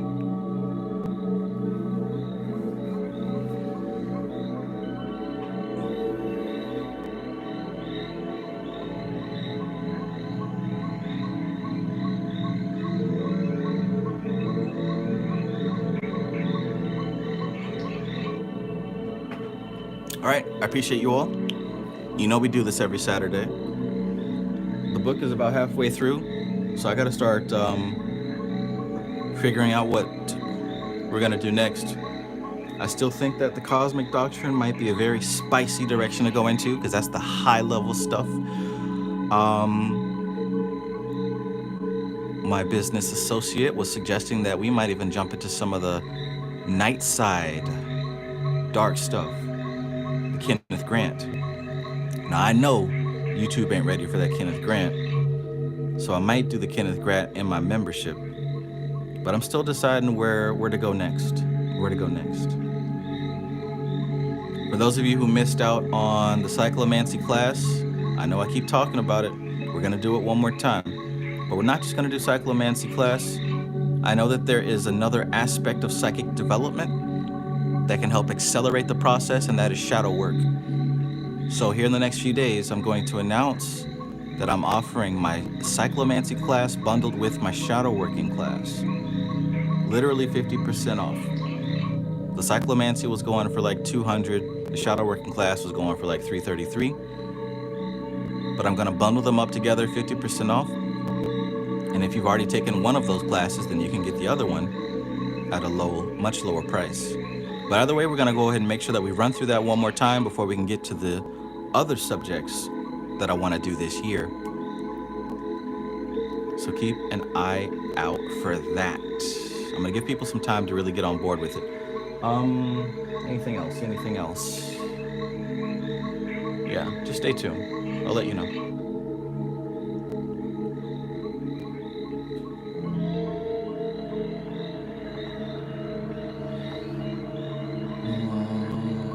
As always, I appreciate you guys being here. I appreciate you spending your time. You know what I'm saying? We've got, yeah. There's so many other things you'd be doing, but you choose to be here. I'm grateful for that. I take it seriously. Valerie W. Lovecraft says, are you a student of Brother Panic? Absolutely. I don't think you've seen my channel before if you had to ask that question.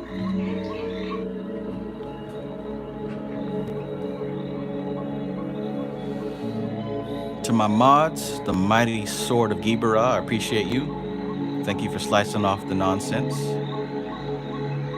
for putting some carves into those smooth brains.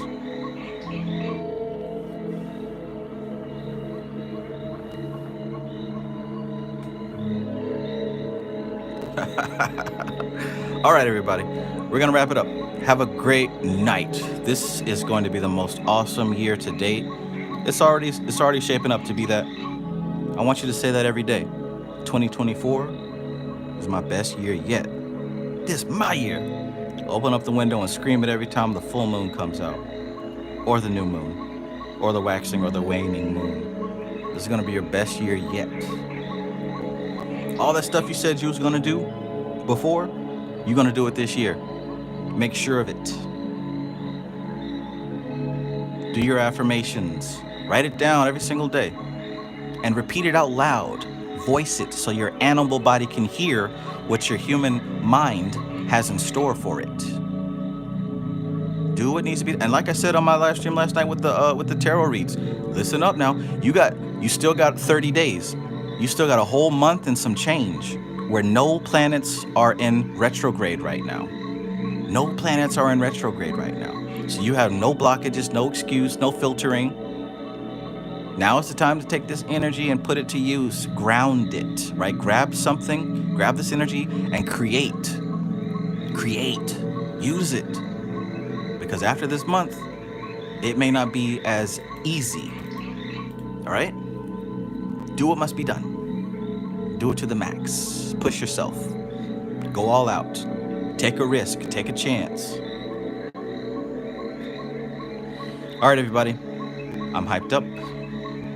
I might play a little bit of Fortnite, but after that, I got a whole list of affirmations to go through, some more planning to do, and I'm gonna see y'all again in a few days, maybe tomorrow. All right, thanks again for spending time with me. Have a wonderful, wonderful night. This is TK Trav, aka Travis Magus, here with LVX777. I love you all. Peace.